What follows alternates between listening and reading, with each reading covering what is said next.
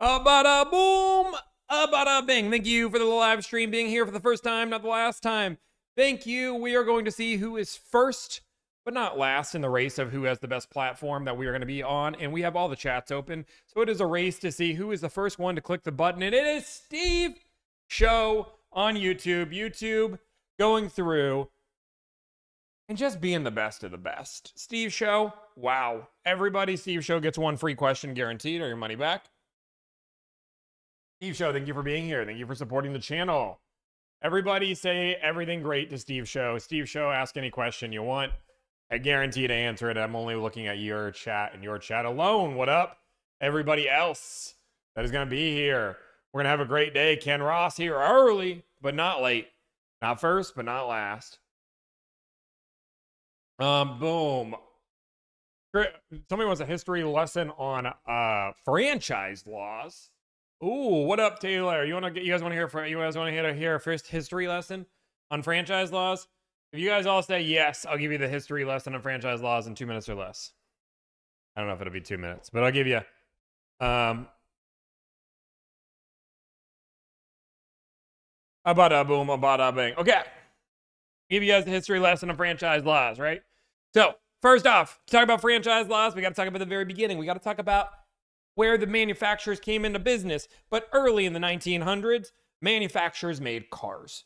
And when manufacturers made cars, they did not have the distribution to be able to sell these cars across the United States. So what they ended up doing is getting in agreements with small town dealers that would take their inventory and sell it to their towns. It's a very effective model because it cut the cost from the manufacturer that was inventing a new product that nobody's really heard of, the automobile. 20, 30 years later, manufacturers started getting bigger and bigger. And as manufacturers got bigger and bigger, they started realizing, oh, shoot, we can do this on our own. We don't need the dealers, and we can take all the money. So they started abusing the dealerships, right? They kept saying, you know what? I'm going to give you 50 of cars that are rear-wheel drive, and you live in Alaska. Enjoy. And if you don't sell them all, I'll take your franchise away. Dealers, obviously, were mad. They helped build manufacturers so they could be able to be in this position. And now you abuse them? You disrespect my family, so I disrespect you. So they went to the federal government. Boom, boom, boom, boom. And they said, federal government, investigate and tell me that the manufacturer is wrong. That's what the dealerships did. Federal government did a whole investigation. They did all the research. They did all the reading. They were like, boom, boom, boom, boom. Federal government said, this is better for the consumer. So we appreciate you guys doing this, but the consumer is winning, and in the Constitution, it's the people, not the business, so they're free to do it. The dealerships didn't like that answer. They were like, damn. They're resilient. So you know what they did? They walked their way to the states and said, hey, you want to lose all this tax money that we're giving you? Because if the manufacturers all manufacture their cars in Detroit, Detroit makes all the money, you don't. Oh, shit. What? What? So the states said, we need dealers. And there was a little bit of a good defense for it, right? Fast forward, and then there we are. Now, fast forward to today, we have more Fortune 500 dealership groups, or more dealership groups on the Fortune 500 than U.S. American companies selling cars.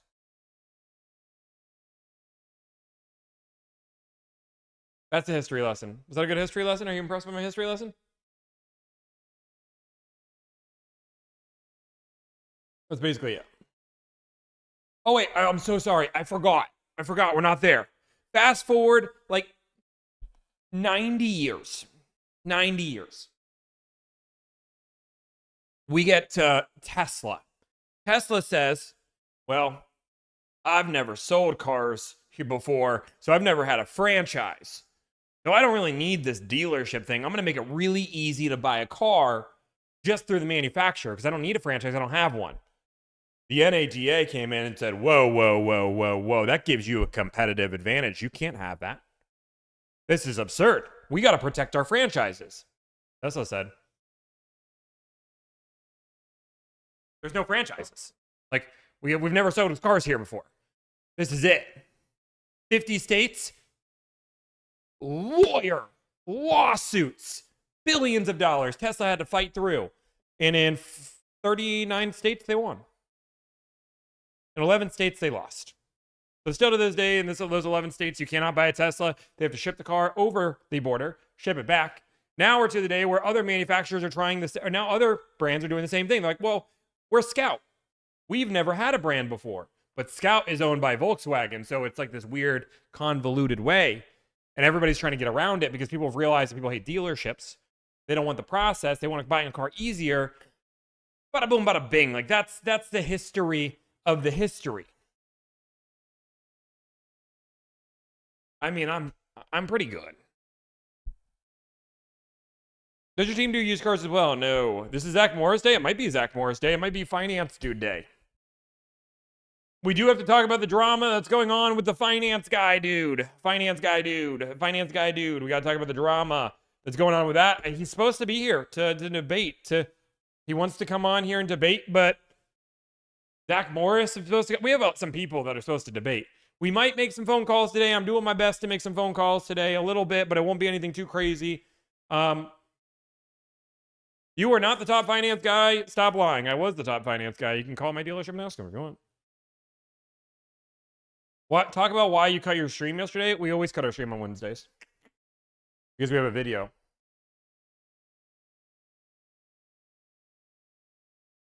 I don't know. Why don't you use used cars? We have too much business right now. So the idea is we need to focus on business that makes sense right now. And as we continue to being able to take on more business, we will expand our services. Boom. Chevy Dude Day. I have zero faith that Chevy Dude is going to be here, but Chevy Dude obviously has a welcome platform here. If he wants to debate me, certainly can. But we are going to debate another person that called me out that I ended up having to expose some lies on. I'm excited to see if he comes up and actually debates. It's a finance guy that apparently is only there for the sport of the... I think it's going to be another Dom situation, if you ask me. If you ask me, I think it's going to be another Dom situation. Well, what do I know? Quick question. Is the stream on a schedule? Yes. Tuesday, Wednesday, Thursday.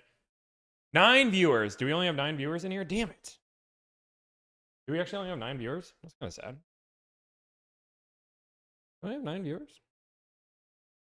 Alone in this world. Indescribable feeling. Update, Dom has not gone through yet and posted anything, but don't worry, tomorrow our video with Dom goes out, and I promise you, it is a banger. It is a banger tomorrow. You guys want to hear about this drama? You guys want to hear about the latest drama? Even I think I can share videos now, not just on TikTok. I can't show you, but you guys can listen.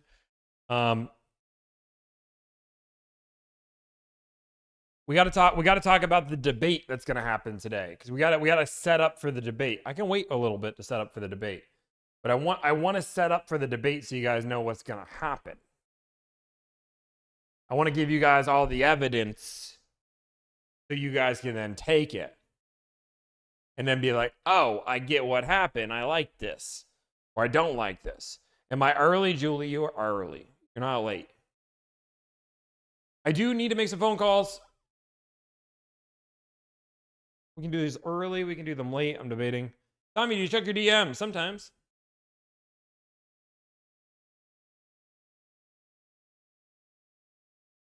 Is that on my page? That video is not on TikTok yet. He took it from a YouTube. It's on YouTube. It's just not on TikTok. You're good at filibustering. I wish I was better at it. I don't know how I'm good at filibustering. I'm just good at giving you facts. How you got your white hair in your 30s? It was genetics. How much of an MSRP on a RAV4 hybrid? $1,000 to $2,000 would be, I would say right now. Does Tommy still personally respond to every single email every day? No. No. Officially, as of this week, we've officially cut the tie where I'm not responding to every email anymore. It's just too much. It's just too much where now people, like, it's actually becoming a customer experience portion because people are getting mad that I'm not responding. Like, it's to the point where we're having 100 to 200 people a day write emails in, and I try to give detailed responses, and people are getting mad. Like, I haven't got a response in 3 days, and they've like left reviews. It's like crazy. It's like, I'm sorry, I'm trying to give free advice. So we have a better system now. We have people. We have a team that is dedicated to answering those as well, along with me. So we have multiple people answering those emails. Just got my new 2024 CX5. Finance manager offered me a referral if I send him customers. Then said, just don't tell me what you're doing to get this deal. All helps to Tommy. I love that. Bada boom, bada bing. You're going to get yourself a bird dog. Guys, I'll also tell you, you guys made fun of me. I don't know if you guys know this, but not only did you make fun of me, but my own team made fun of my golf swing. Everybody made fun of it. I didn't like it. So I signed up for more golf lessons. Thanks, guys. I appreciate it. So I went to my golf lesson today. And you know what? I'm at my golf tech. This is not sponsored. People reached out to sponsor me, and I actually just liked golf tech. I liked the tech they had. It was close enough to my house. It was good. And I was like, you know what? I'm going to try it. I was impressed. The technology was good. And in my evaluation lesson,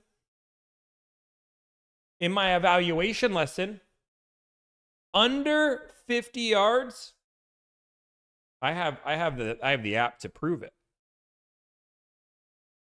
I'm a 75 golfer. 74 or 72, something like that. Low 70s golfer, under 50 yards.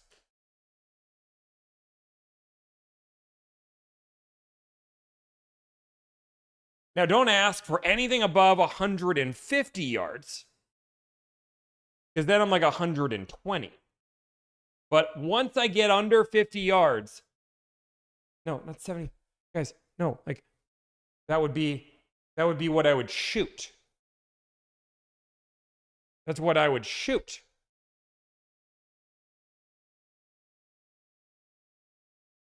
You know what? I don't see. Never mind. How's your chipping? That was the whole point. I'm done. See, this is why you guys will not see my stroke again until I'm done with all my lessons. If every hole was 50 yard, I would be a pro. Shot 68 for my first time playing 18. Oh my God, I'm done with you guys. I'm done. I don't like you guys. None of you. I was going to tell you guys all the cool things that I did. Okay. I got to turn up the AC.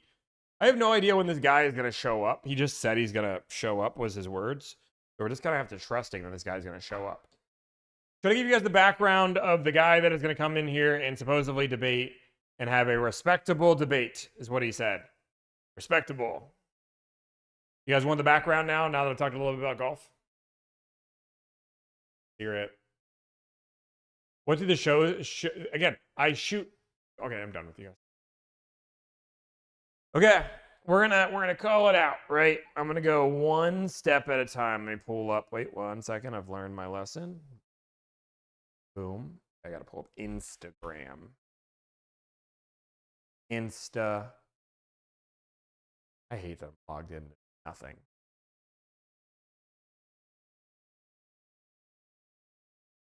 I'm not logged into anything. Please hold. Have you got fitted for clubs? This is part of my training.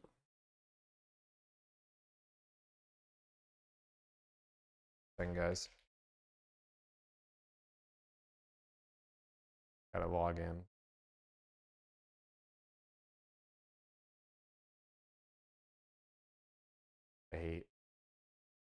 I hate that this is so weird to log in.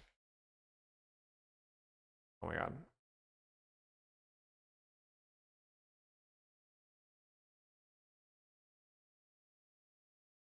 I never logged into my Facebook. I just thought I logged in. Now it's just loading. Delivered Canada is coming. Okay, 1 second. Let me figure this out. Please hold. Everybody chill. Everybody be chill. Everybody be cool. Everybody be chill. I want to show you guys on the screen because I have the capabilities. Oh God, I have a crazy.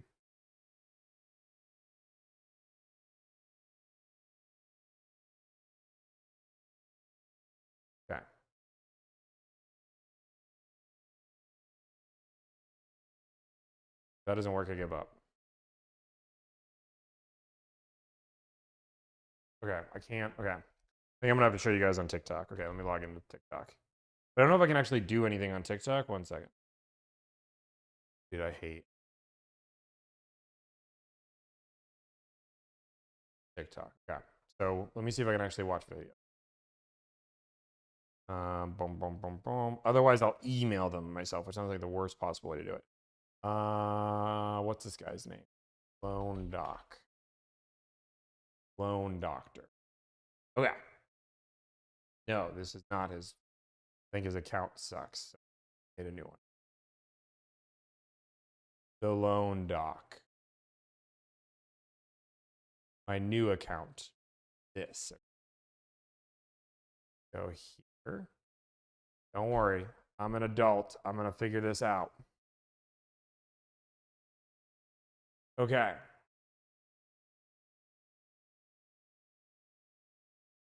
No, he didn't delete the video. He pinned it. Okay, cool. Okay, he pinned his video. Okay, so I'm going to give you guys the background. You guys ready for the background?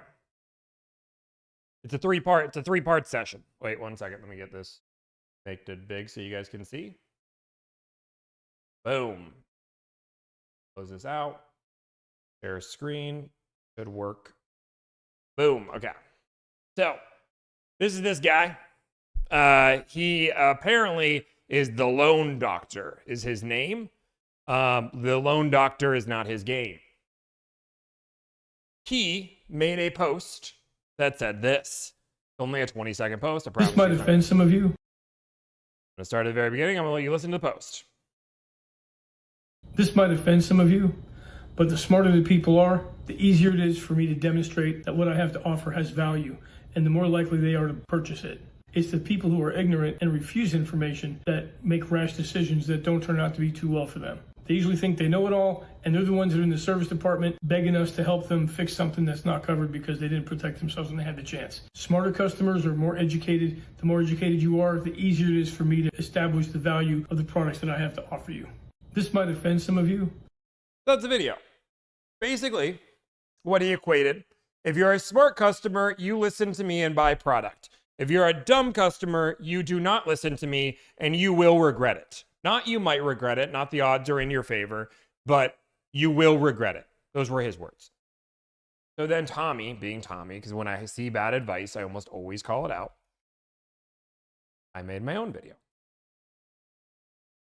In my own video, looks like this.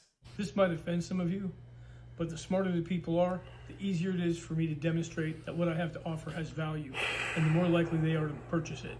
It's the people who are ignorant and refuse information that make rash decisions that don't turn out to be too well for them. They usually think they know it all, and they're the ones that are in the service department begging us to help them fix something that's not covered because they didn't protect themselves when they had the chance. Smarter customers are more educated. The more educated you are, the easier it is for me to... So now we're just resulting to gaslighting people. This is one of the dumbest, most idiotic things that I've ever heard, and I'm going to explain exactly why. First off, this statement is never true. Not sometimes true, not occasionally true. It is never true. This is the first reaction. If you're going to try to make the argument that a smarter person is going to spend more, aka buy a warranty, this statement isn't even true on its face, because the smartest customer, if you're going to say that person buys a warranty, would negotiate the warranty down to cost, because almost every finance manager in America will sell their warranty at cost because the penetration is worth not getting something at all. That is what almost every finance manager will sell a warranty at cost. So the smartest customers don't spend more. The smartest customers, if you're going to try to say that they buy a warranty, would spend the least amount of money possible at the warranty, and the dealership would make no money. But I would argue that the smartest person does not see value in the warranty because warranties have negative EV. First off, because I know somebody's going to say it, extended service contract and extended warranty are basically the same thing. Consumers know what an extended warranty is every single time. They don't always know what a service contract is. So I use extended warranty. Technically, it's called a service contract, but nor here nor there. Just I'm going to call it extended warranty. Secondly, I would even argue that the point that a smarter customer sees value in a warranty isn't true, because most people that are smart understand risk. And when it comes down to risk, a warranty, extended service contract, whatever you want to call it, has a negative EV. This isn't my opinion. This is fact. That is how they make profit. What I mean by that, a negative EV is a negative expected value. If you spend $1,500 on an extended service contract. You will not see $1,500 worth of value on average. Does that mean that you will never see $1,500 worth of value? No, it's possible. That is how, like, just like with car insurance. You're normally going to put more money into car insurance than you're going to spend. Does that mean it's a bad investment? Not all the time. I tell my clients something very simple. If you value peace of mind, if you don't want to have to think about your car, an extended service contract or warranty makes sense at cost. But it does not make sense because you are hedging your risks and hedging your bets. Now, if you can barely afford the payment and you're trying to make it make sense, it can make sense at cost. It never makes sense marked up because every dealership, or 95% of dealerships in America, will discount that down to cost. So never pay above the cost on it. You can ask them for a cost sheet, but they can manipulate a cost sheet. I always say shop this with multiple different dealers. But the general rule of thumb is that an extended service contract has negative EV, and a smarter customer understands risk. Do better. Okay, so that was my response. Basically, he insinuated that smart people listen to him and buy coverage. Dumb people do not listen to him and they regret it. Like, that was, I mean, those are his words. So the one thing I will say about finance managers, as I was one, and good people in the car dealership, they are very good at manipulating words to convince you that they said one thing when they did it. So we're going to listen. He reacted to the reaction, right? He reacted to the reaction. Right here. This might offend some of you, but the smarter the people are, the easier it is for me to demonstrate that what I have to offer has value, and the more likely they are to purchase it. It's the people who are ignorant and refuse information that make rash decisions. Tommy, first off, thank you for making a response to my video. One thing I wish you had done was tag me so people could hear both sides. First off, I'm gonna address a few points that I didn't address, because I addressed this video, but I'm gonna address a few points I didn't. I don't tag anybody in any video because I don't like hate wars to go on. So I don't want my minions, as Lot Law calls them. I know Lot Law's here. Hi, Lot Law. I don't want my minions to come in and just destroy somebody just because I have an audience. I'd rather them hear it, and that's why I played the entire video.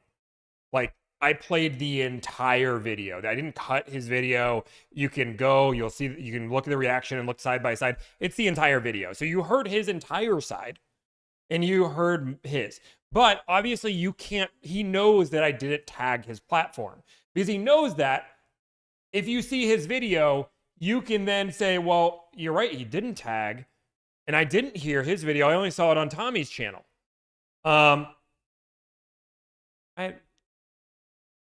So, that's one piece. I actually reached out to you privately before this. You did reply to my greeting, but then I asked you a simple question. Do you negotiate back-end products for your customers? You never answered that question. I think because maybe the answer causes a big problem for your entire argument. You also said I called customers dumb. I did not. What I said was educated customers are easier to demonstrate value to, and I stand by that. But those are two completely different. Again, I also didn't call him dumb, which I'm going to go through all the video proof here. We'll go side by side. But saying smart customers listen to me and are more likely to buy coverage, ignorant customers do not listen to me and regret it.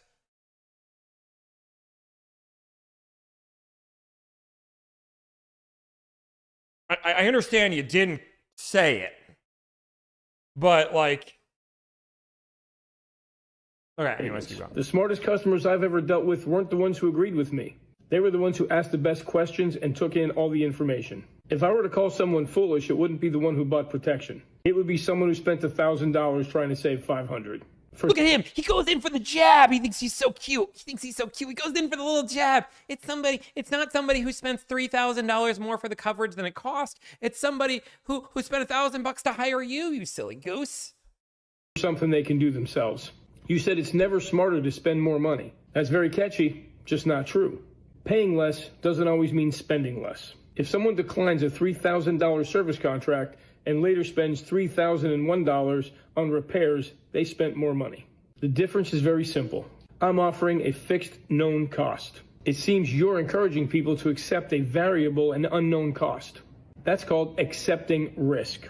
You were right about one thing. Smart people understand risk. Where we disagree is what they do with that information. People buy homeowners insurance, health insurance, life insurance, not because they expect a positive payout, but because they understand that transferring that risk has value. People have car insurance because it costs them X amount. And if they crash their car, it could cost, again, that is something you cannot control. It's legally bounded. You cannot control if somebody rear ends you out of the side. Secondly, the cost of a new car, because that would be what we're talking about, is different than the cost of a repair. But the overall cost of those products can be similar if we're equating them to monthly payment, depending on how long you go the term. But general rule of thumb is people do insurance, car insurance, because it is car insurance is much higher coverage. And by that, they cover actually repairing the vehicle if something actually gets damaged on the vehicle. Secondly, when it comes down to car insurance, if somebody T-bones me completely out of new, doesn't matter how well I took care of the car, and that happens, and it cost me $40,000, there's no repair costing me $40,000. But health insurance, have you seen the cost of what things go? Again, a lot of people do this just because it's mandated by law. And then life insurance is like hit or miss. If you look at the average, like what percentage, I'll just look at this up. What percentage of Americans have life insurance? About half, so 50%. You also claim that every finance manager in America will sell a service contract at cost. That's simply false. In fact, in Florida, for example, it's illegal. You can't raise the price or discount it. This is true. In Florida, you cannot change or lower the price because they consider a warranty an insurance product. The other 49 states do not count. Louisiana's a little bit iffy, but even if we put Louisiana in there, 48 out of the 50 states allow you to negotiate the cost of the product. I would say the math would be 96% of states would allow us to negotiate the cost. That's how math works. Is that 96 or is it 92? Might be 92. Might be 92. Whatever. Without profit does not keep the doors open. You talk a lot about expected value. Here's what you left out.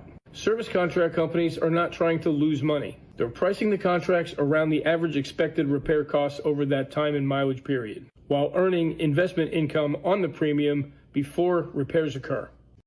Let's go through this. So his logic is that they earn investment income, and that's where they make their money. Now, insurance isn't taking risky investments. They're doing pretty safe. But if they invest, and again, the average cost of a warranty, let's just say it's $2,000. It's not. It's lower than that.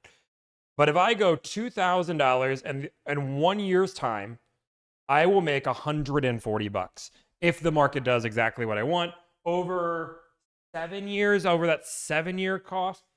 I mean, the idea that they're making some of their money and investing it, but that's not mitigating all the costs. That's just icing on the cake. If they price them too high, no one will buy it. If they price it too low, they'll go bankrupt fixing cars. That's how insurance works. Thank you. One thing I'd like everybody watching to remember, Tommy's also selling something.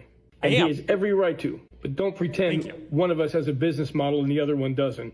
And here's I'm going to explain the difference really simply. I'm just going to explain the difference. If you buy a warranty or don't buy a warranty, how much money did you pay me? Or how much money did I make? Let's just say I make 100% profit, which I don't. I make $1,000. I have no advantage to convince you to buy a warranty or not because my paycheck is the exact same either way. For a finance manager, the one giving the information, if you buy a warranty, he makes a lot of money. If you don't buy a warranty, he makes no money. So you could understand maybe where the bias comes in.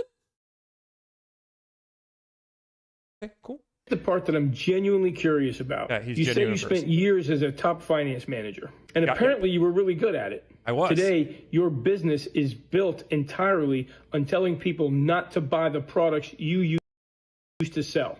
So if you buy the warranty, I get paid the same. If you don't buy the warranty, I get paid the same. I have no advantage whatsoever to convince you to buy a warranty or not convince you to buy a warranty. I'm just going to give you the truth about warranties. which version was real? Only one of us changed our philosophy when the business model changed. Oh, I'll answer that. It wasn't me. I've been saying the same thing for 35 years. You've been paid the same business model for the last 35 years. My business changed from representing dealerships to representing consumers. I realized I didn't like helping people buy a car, but in reality, working against them, not working for them. So I changed. Does that mean everything I did was perfect? No, absolutely. I made money. I made a lot of money selling. I was good at what I did. But that being said, I once also believed in Santa Claus. Spoiler alert, he's not real. That's okay. But like I once did.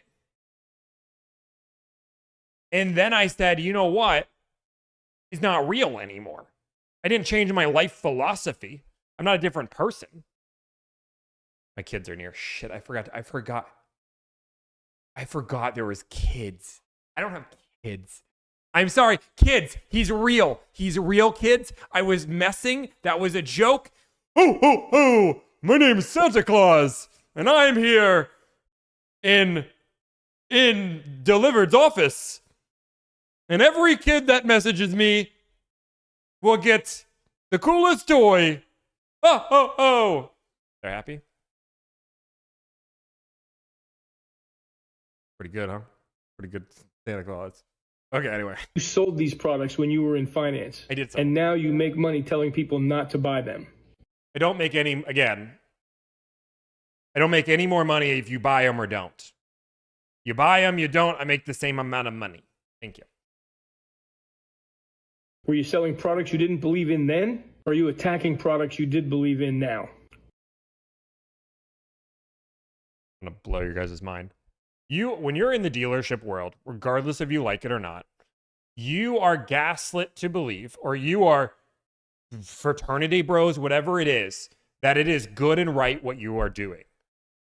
I encourage anybody to step into the dealer. Again, the question I'm going to ask today, I'm not going to, if he's watching right now and he's not saying anything, the question I'm going to ask, and if you objectively ask anyway, I don't know how to do this. What advantage does a consumer have to pay if somebody's willing to sell me the warranty, the same warranty, for $1,500 versus $4,500? What advantage does the consumer have to spend $4,500? What do I gain for $3,000 more? I'm waiting to get on the lives. I thought we were doing. I'm giving people the precursor of what has happened first, Loan Doctor, and then I'll allow you in. You can actually DM me your phone number. I'll call you. Both cannot be true. One version of you is wrong. Which one is it? Your marketing says customers save thousands of dollars. But when you compare those numbers to average advertised discounts, almost all of those savings appear to exist before you even get into the equation. That's worth discussing. And so is charging $1,000 to produce those results. I'm not interested in making this personal. Why are you being weird about it? You just got here, Loan Doctor. You're the first message I saw. Give me your phone number. I'm giving people the backstory. That's what we do in a live stream. Give people the backstory, let them know what happened, so they have context. Anyway. I respect anyone who builds a business, but if you're confident in your position, tag me. Let's have a live debate. No edits, no clips, no talking over each other. Just two professionals discussing what's actually better for consumers. I will happily have that conversation. And one final thought for those of you who say I'm only saying this to make money. I'm retired. I don't make a single dollar if anybody buys a service contract tomorrow or the next day. I spent 35 years in this industry, and I've always wanted my friends, family, and customers protected the same way. My opinion didn't change when my paycheck stopped. Great. Awesome. So, I don't like people that gaslight. I don't like people that twist my words. So, I'm giving him all of the information. He's watching the stream right now. I don't know if he's watched my latest video, but I've touched on the points that I'm gonna make. I want to give him all the argument. I want to give him time to have that, because I want to make sure that there was no way. Whoops. There was no delivered. Okay, now go back to delivered. Back to delivered. The better the car salesman, the better the lies they make actually sound. This creator made a video reacting to one of my videos and flat out lied about the things I said. And this is why I want to make this video. This person wants to debate. I'm more than willing to debate. But I think it's really important for you to understand as a consumer that car salesmen, especially people in finance, are very good about taking the words you said and manipulating them to believe you said something you didn't. Rather than using my words to show this, I am just going to show you the video evidence. So let's get into the video. I actually reached out to you privately before this. You did reply to my greeting, but then I asked you a simple question. Do you negotiate back-end products for your customers? You never answered that question. I think because So for people on TikTok that cannot see this right now, what I am sharing is a screenshot where he said, "Hey, Tommy, since you've been in finance and now negotiate deals, do you ever negotiate back-end products into the deals for your customers?" My only response is, if clients request, yes, we can negotiate the price. Yes. Remember, he said that I didn't answer the question. He then asked me a question. Awesome. Do you ever make recommendations? Or just if they ask? I'm going to blow your guys' minds. Because I help so many clients, the amount of people, finance companies that reach out to me saying, "Hey, Tommy, we would love to help you sell warranties to your customers. Look at CarEdge, they do it. Look at Billy, they do it." I refuse to do it because I don't want to ever be seen as a person selling products on the idea, because then it's hard to argue which side am I on. Am I actually representing you, or am I making money on products? So I don't do it. But that sounds like a pitch to me. Again, I answered your question, and then he said, "Do you ever make recommendations?" It might have not been a pitch. It sounded like a pitch. I get hundreds of DMs a day. I wasn't going to go any farther with this. I didn't want to have to. I answered your question. I think that's enough. But he said I didn't. But I did. Maybe the answer causes a big problem for your entire argument. And he says it causes a big argument. I'm excited to hear, Lone Doctor. I'm giving you points that I'm excited to hear. I'm excited to hear what you think the big issue would have caused. And hopefully you apologize for the lies that you did. You also said I called customers dumb. I did not. To gaslighting people. This is one of the dumbest, most idiotic things that I've ever heard, and I'm going to explain exactly why. The smartest customers I've ever dealt with weren't the ones Claim who number agreed 3. with me. But the smarter the people are, the easier it is for me to demonstrate that what I have to offer has value, and the more likely they are to purchase it. It's the people who are ignorant and refuse information that make rash decisions that don't turn out to be too well for them. If I were to call someone foolish, it wouldn't be the one who bought protection. It would be someone who spent $1,000 trying to save $500. His claim is that people are foolish to use my service, but not foolish to overspend on a warranty. For something they can do themselves. Do not, I want to make sure we're abundantly clear. Do not hire me to save money. That is not the idea of the service. That is not the intention of the service. Anybody can negotiate a good cardio. And if you don't believe me, just watch the content on my channel. You said it's never smarter to spend more money. That's very catchy, just not true. Now remember, I said it's never smarter to spend more money on a warranty when you can buy it for less. Here's the exact words. Paying less doesn't always mean spending less. The smartest customer, if you're going to say that person buys a warranty, would negotiate the warranty down to cost. It seems you're encouraging people to accept a variable and unknown cost. Does that mean it's a bad investment? Not all the time. I tell my clients something very simple. If you value peace of mind, if you don't want to have to think about your car, an extended service contract or warranty makes sense at cost. You also claim that every finance manager in America will sell a service contract at cost. That's simply false. Because almost every finance manager in America will sell their warranty at cost because the penetration is worth not getting something at all. It never makes sense marked up because every dealership, or 95% of dealerships in America, 95%. Will discount that down to cost. So you talk a lot about expected value. Here's what you left out. Service contract companies are not trying to lose money. And when it comes down to risk, a warranty, extended service contract, whatever you want to call it, has a negative EV. This isn't my opinion. This is fact. That is how they make profit. Service contract companies are not trying to lose money. What I mean by that, a negative EV is a negative expected value. If you spend $1,500 on an extended service contract, you will not see $1,500 worth of value. Service contract companies are not trying to lose money. And here's the part that I'm genuinely curious about. You say you spent years as a top finance manager, and apparently you were really good at it.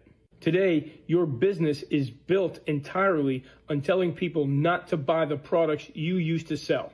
I tell my clients something very simple. If you value peace of mind, if you don't want to have to think about your car, an extended service contract or warranty makes sense at cost. Your marketing says customers save thousands of dollars. Do not, I want to make sure we're abundantly clear, do not hire me to save money. And one final thought for those of you who say I'm only saying this to make money. I'm retired. Just so you guys know, he says he's retired. He makes no money. He's just doing this for the love of the game. On his profile page, he has a course for $997, the same cost, I think, as my service, for information that you can openly find online. Interesting.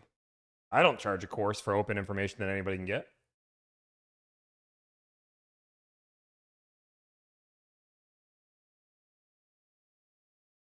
So that is the drama. He invited me for a debate. I'm like, you know what? Let's have a debate. I like people that want to have a conversation. I respect him for wanting to have a conversation. So we're going to pull him up. I'm going to call him as we do always, guys. As I say, be respectful. Let's go through. I think his name is Seth. But that is the background of what we're going. Let's find Seth. Bum. Okay, I think he DM'd me on Instagram. Don't listen to me. Okay. Yeah. Where did he DM me? Did he DM me? Did he DM me on Instagram? Maybe DM me on Instagram. It's possible. Yes. DM me on Instagram. Okay, let's do a different number today. Let's do this number.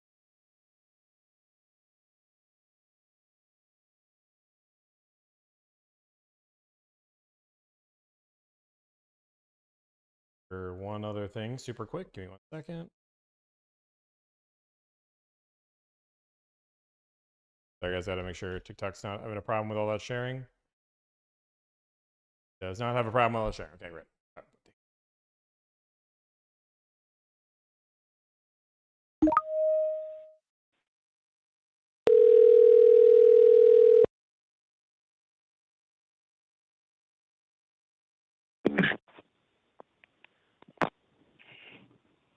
Hello? Hello, is this the loan doctor? It is. Okay. Hey, I think it's Seth, right? Yes. Hey, Seth, nice to meet you officially. Obviously, we disagree on some things. Yes. I don't think we're as far apart as it's coming off. And first of all, I want to applaud you for making this business. It's not easy to do what you do, especially getting to $3 million. I read the article on Wall Street Journal and Yahoo Finance, so I applaud what you do.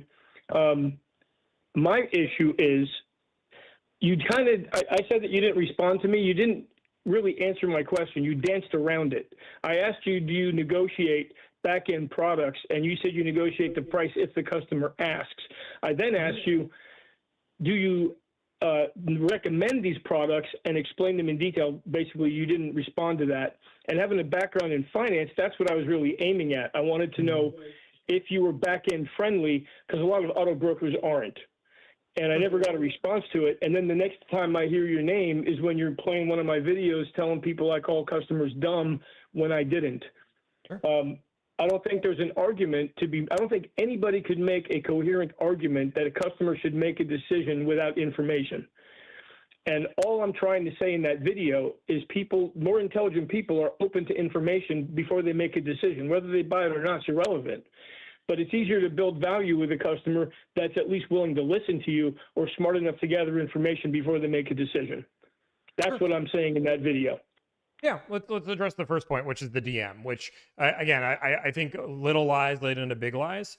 And the idea is you said I think your exact words were, I messaged him asking him if he negotiates the price of his warranties.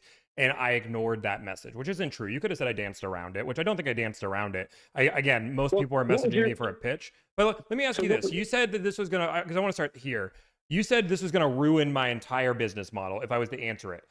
I've answered it. You now know. I didn't say that. I said it creates a problem for your business model because you wouldn't answer it. Yeah, but which problem would it create? Hang on a second. If you're a top finance guy, top 1% is what you claim. 86% of your customers bought service contracts despite the fact that you told them not to. Mm-hmm. Okay, and I've done this for 35 years. I can't imagine me telling 86% of people not to buy something and them insisting that they have to have it. But can I ask you a question? Because I can overcome that super quickly. Okay. Okay, so what would be the percentage chance when you pitch your products the first time that a client is going to say no? Like, what are the statistics that when I pitch my products for the first time, what is the chances the client's just going to say no and I have to overcome that no? I'm glad you asked, because it really depends on how you present it. What I teach people to do is to get the information from a customer of how they're going to use it and make sure that what they present makes sense. What's the industry average? We don't even have to go into a whole day. What's the industry average? Probably 50%. 50? Dude, it's more than that. Ethos goes through and says it's 80%. Most people would be 70 to 90%. Finance is not a trusted industry. Right. Again, 50%. I think they're not doing it right. Oh, okay. Again, I would say the industry average, right? I'd say the industry average is most people. Is there not no matter what, even if you trust your car salesman, can we not agree that most people, no matter what, have had a bad experience with finance and they just don't trust them? So the finance manager is an extra barrier to overcome that trust. That is true. That we're viewed as an extra barrier for sure. Correct. However, it's how you approach the job and how you treat your customers is going to determine whether they knee-jerk react no, or they actually listen to you and give you a chance to pitch. And I've done over 40,000 deals, and my experience is less than half say no up front. And I understand that industry average and people have different skill sets and they're taught to do things a different way.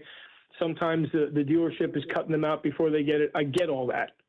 But even if it's 80%, it doesn't make a difference. If you tell people not to buy something and 86% of them are buying it, I'm going to explain it because it's very similar to what my business model is today, right? Which is most of the time they do this, and most of the time people believe that I'm going to scare you into using service, right? Realistically, when it comes down to it, your technology is going to break. It's going to be really scary. It's going to be a $4,000 bill, and that's the end of the world. I decided when I got into finance, I was going to do a different approach and tell people just the truth that most people aren't willing to tell them, which is realistically, I'm going to talk about something that you're probably not going to use. Now, before I get into it, that doesn't mean this is a bad investment. It means that you value peace of mind. For example, we have car insurance. You don't have car insurance because you hope to get T-boned, right?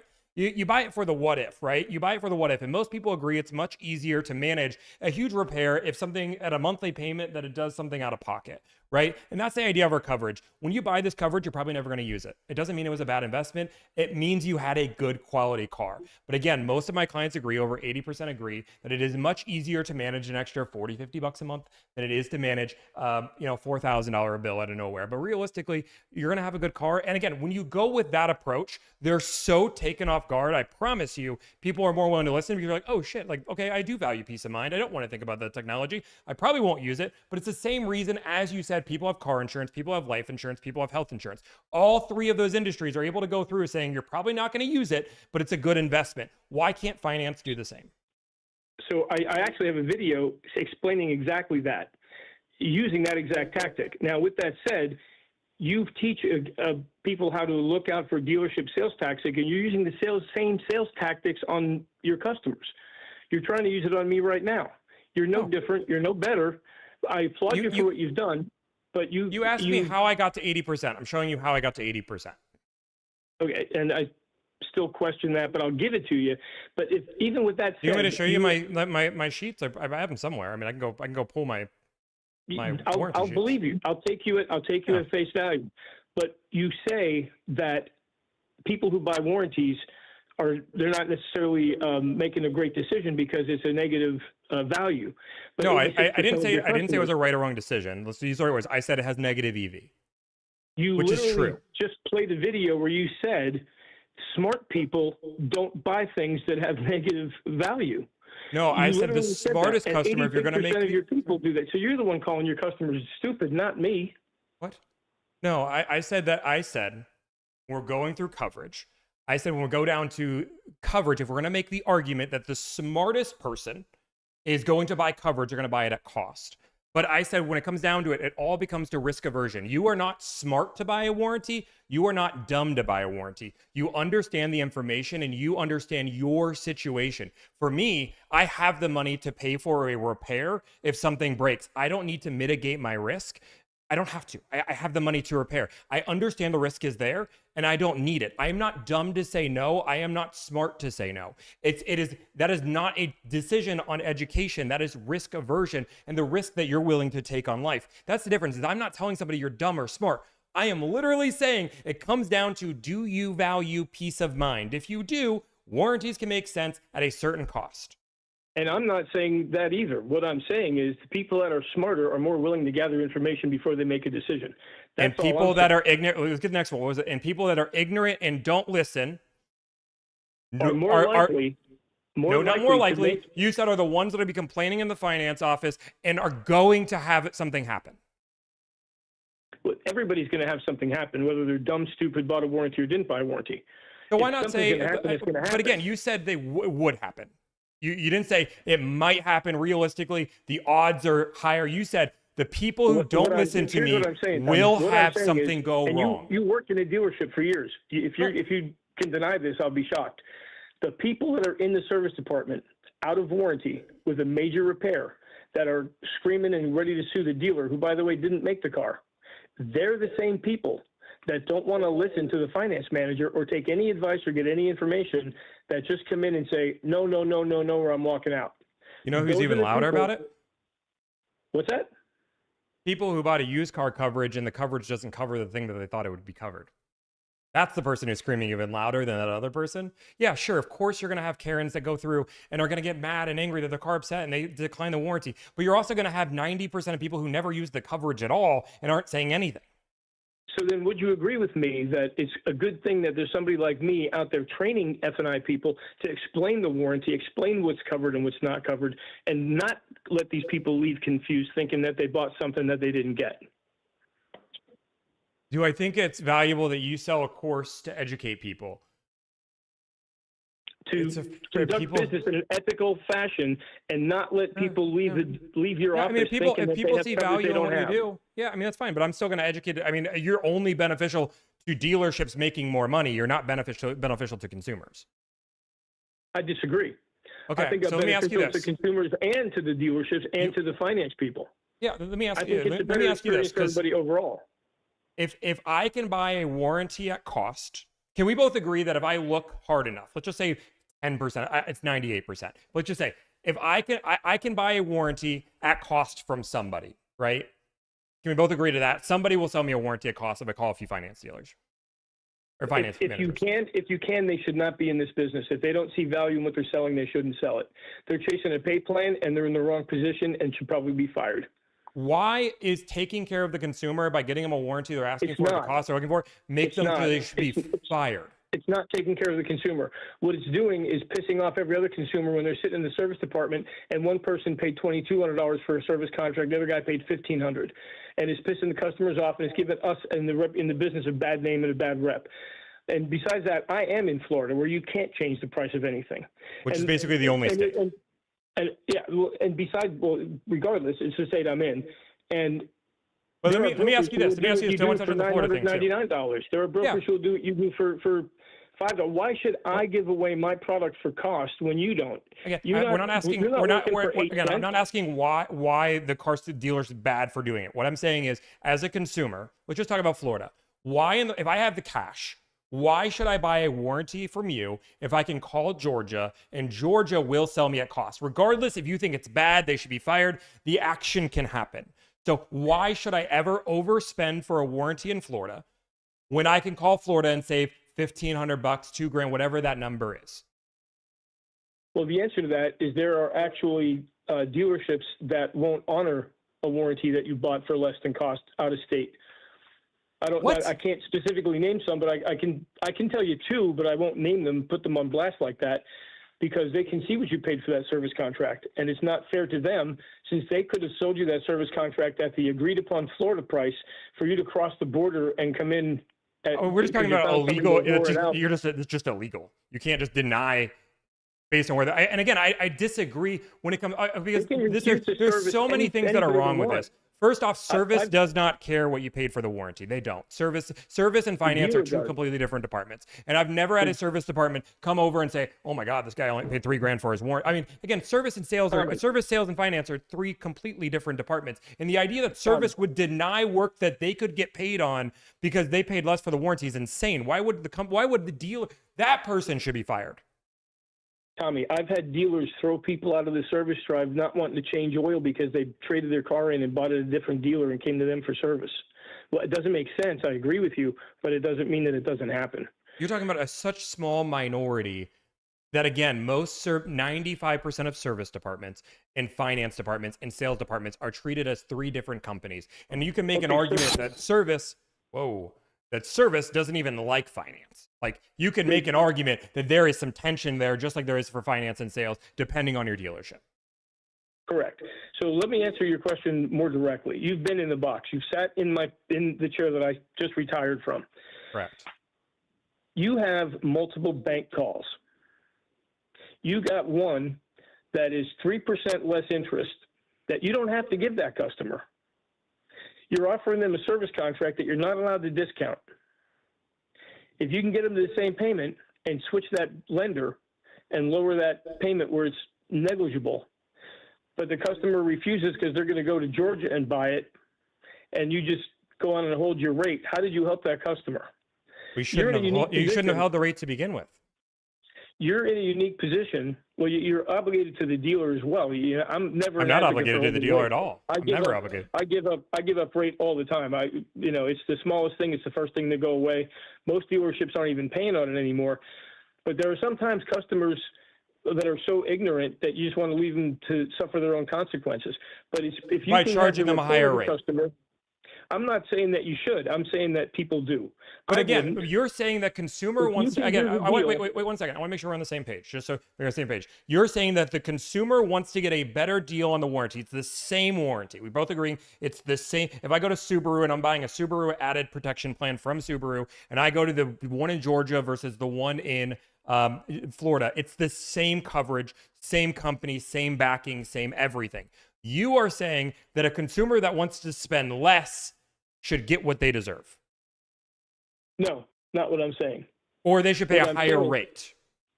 What I'm saying is that you should encourage the customer to take, if you have the cash, you're probably not having this conversation. Most of the customers don't have the cash for the warranty. So putting it in their payment benefits them.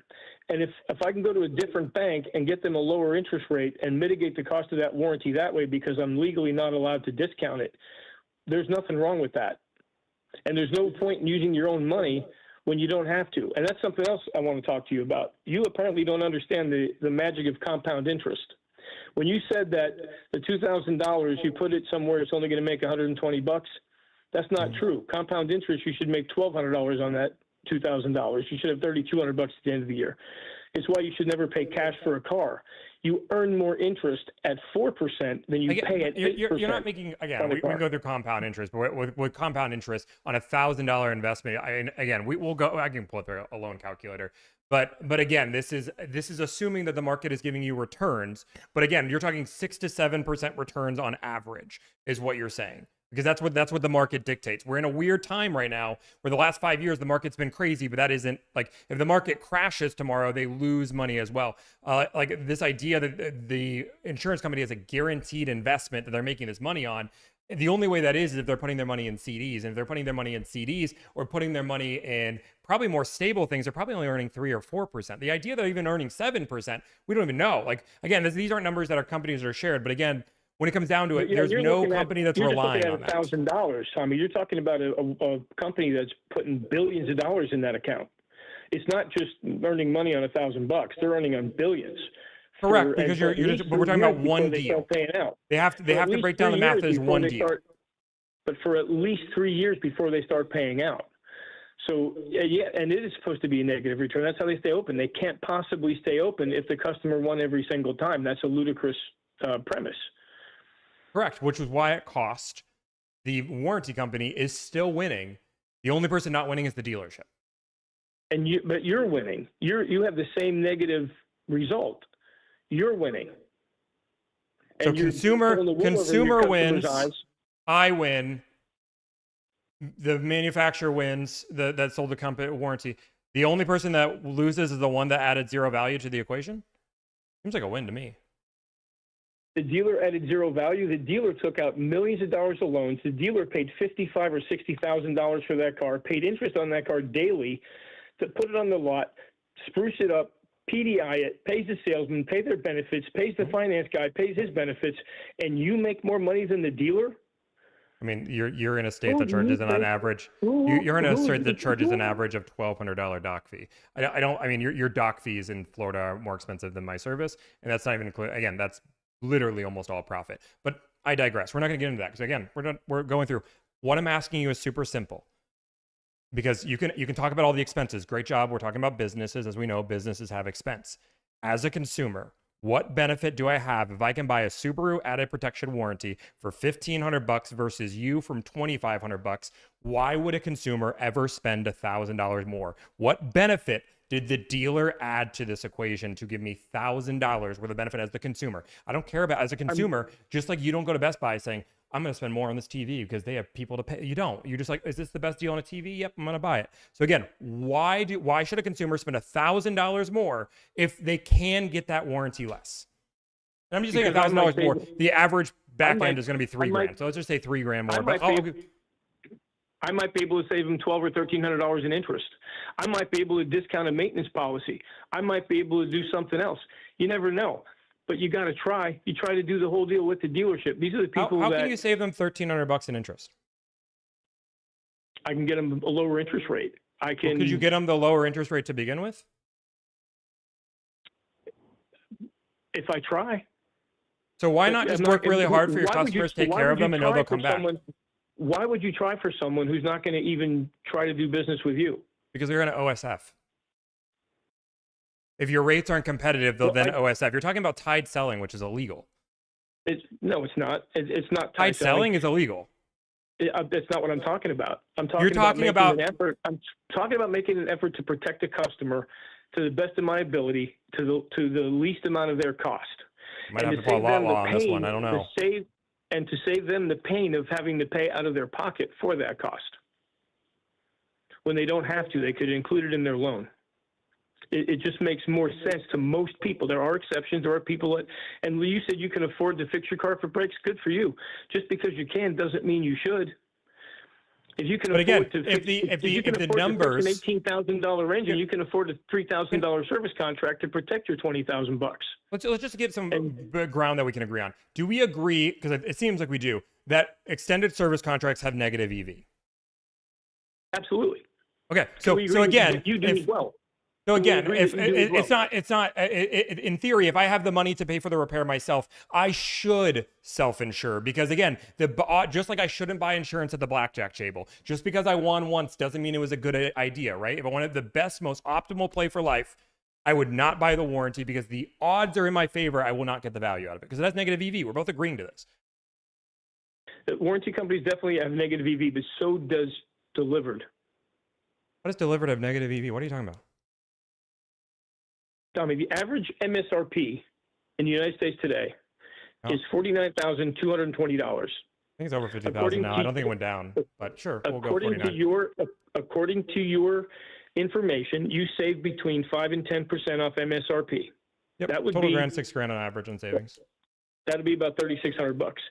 In Florida, the average advertised price is 7.4% off of MSRP. Sure. In Florida, you save an average of $51 and you charge $1,000 for the privilege.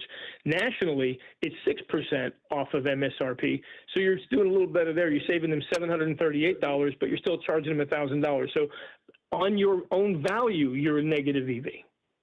So first off, using your own information, you're negative EV. Again, I don't have. Again, you're getting off of average discounts, which that is not my information. When it comes down to, I will say on average we save about $6,000 on a total car deal. On the average discount off MSRP is 5 to 10%. But I'll address all of that. First off, we have to talk about, as you know, as the loan doctor, a car deal does not just situate as the price of the car. It's the price of the car, the trade, the add-ons, and the finance products. So all I have to do in theory is anybody wants a warranty, I negotiate $1,000 off. I just covered my fee. But again, that's why our savings is on average $6,000. About 50% of our coverage, our clients do coverage, and they normally get it, or they almost always get it at cost unless it's something weird. But when it comes down to your numbers, when we're talking about the advertised numbers versus the let's just say, I'm just going to agree with you. I don't know where you're getting your numbers that the average discount in Florida is 7% off. Florida is one of a study in 2026. A study by who? I have to look it back up, but I Googled it. And Sure. That's what comes up. Let's just say hypothetically, I agree with you. On advertised prices, first off, Florida is one of the biggest bait and switch prices in the country. So that's step one.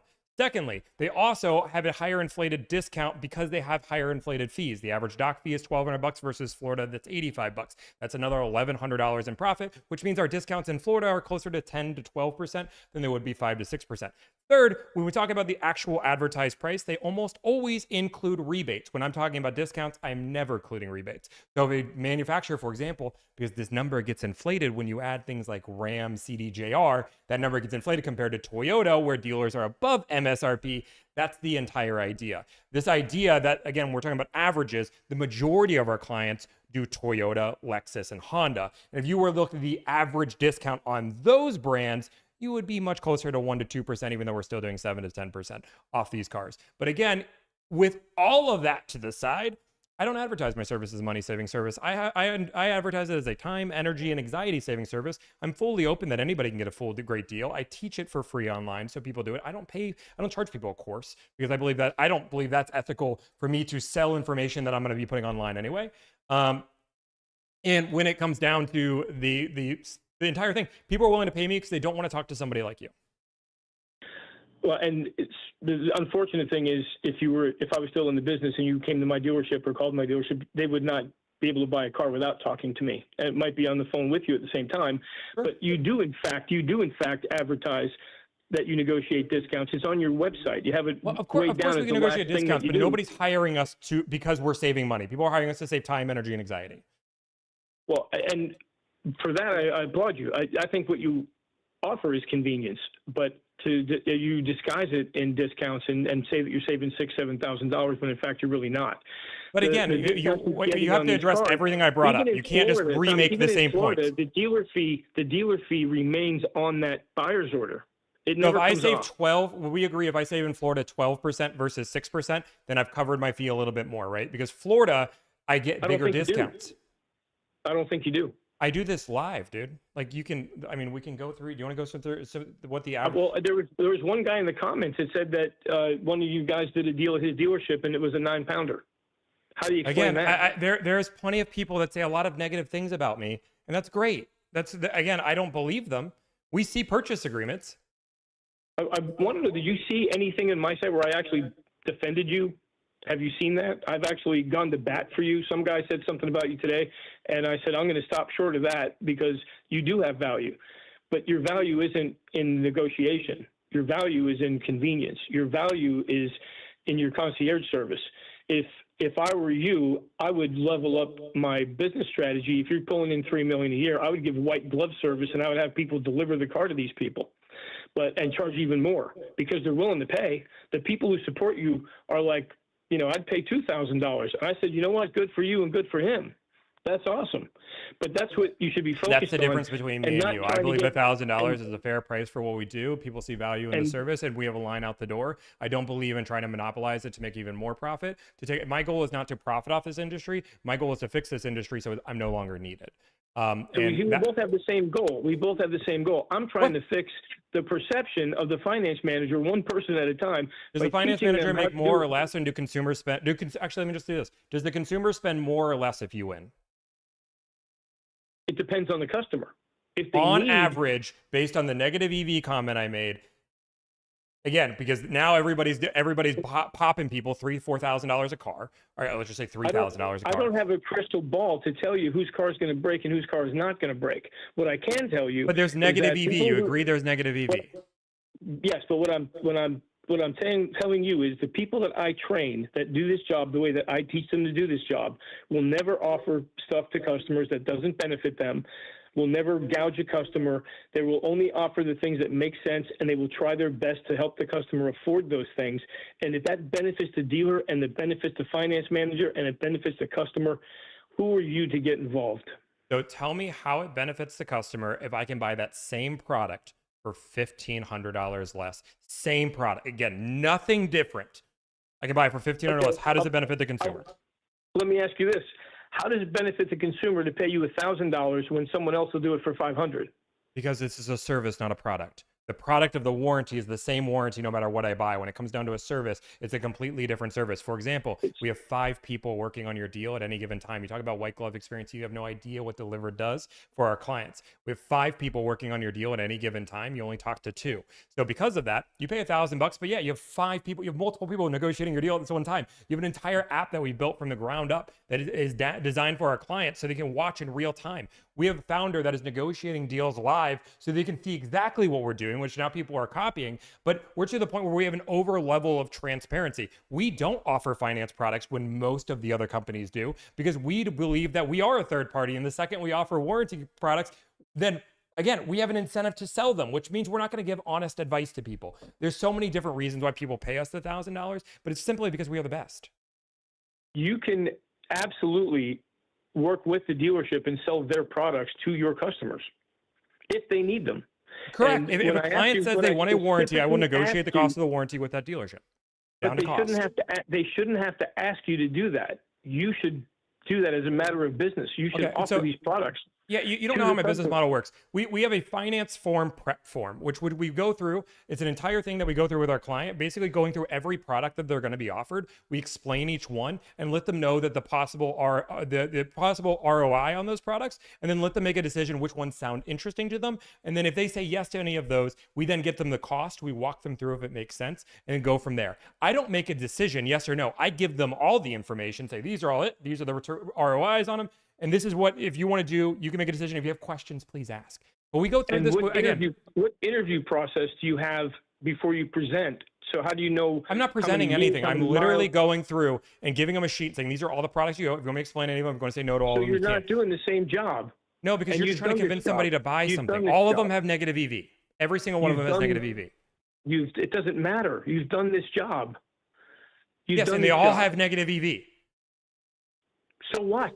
You have a negative EV. I don't. Again, we're talking about.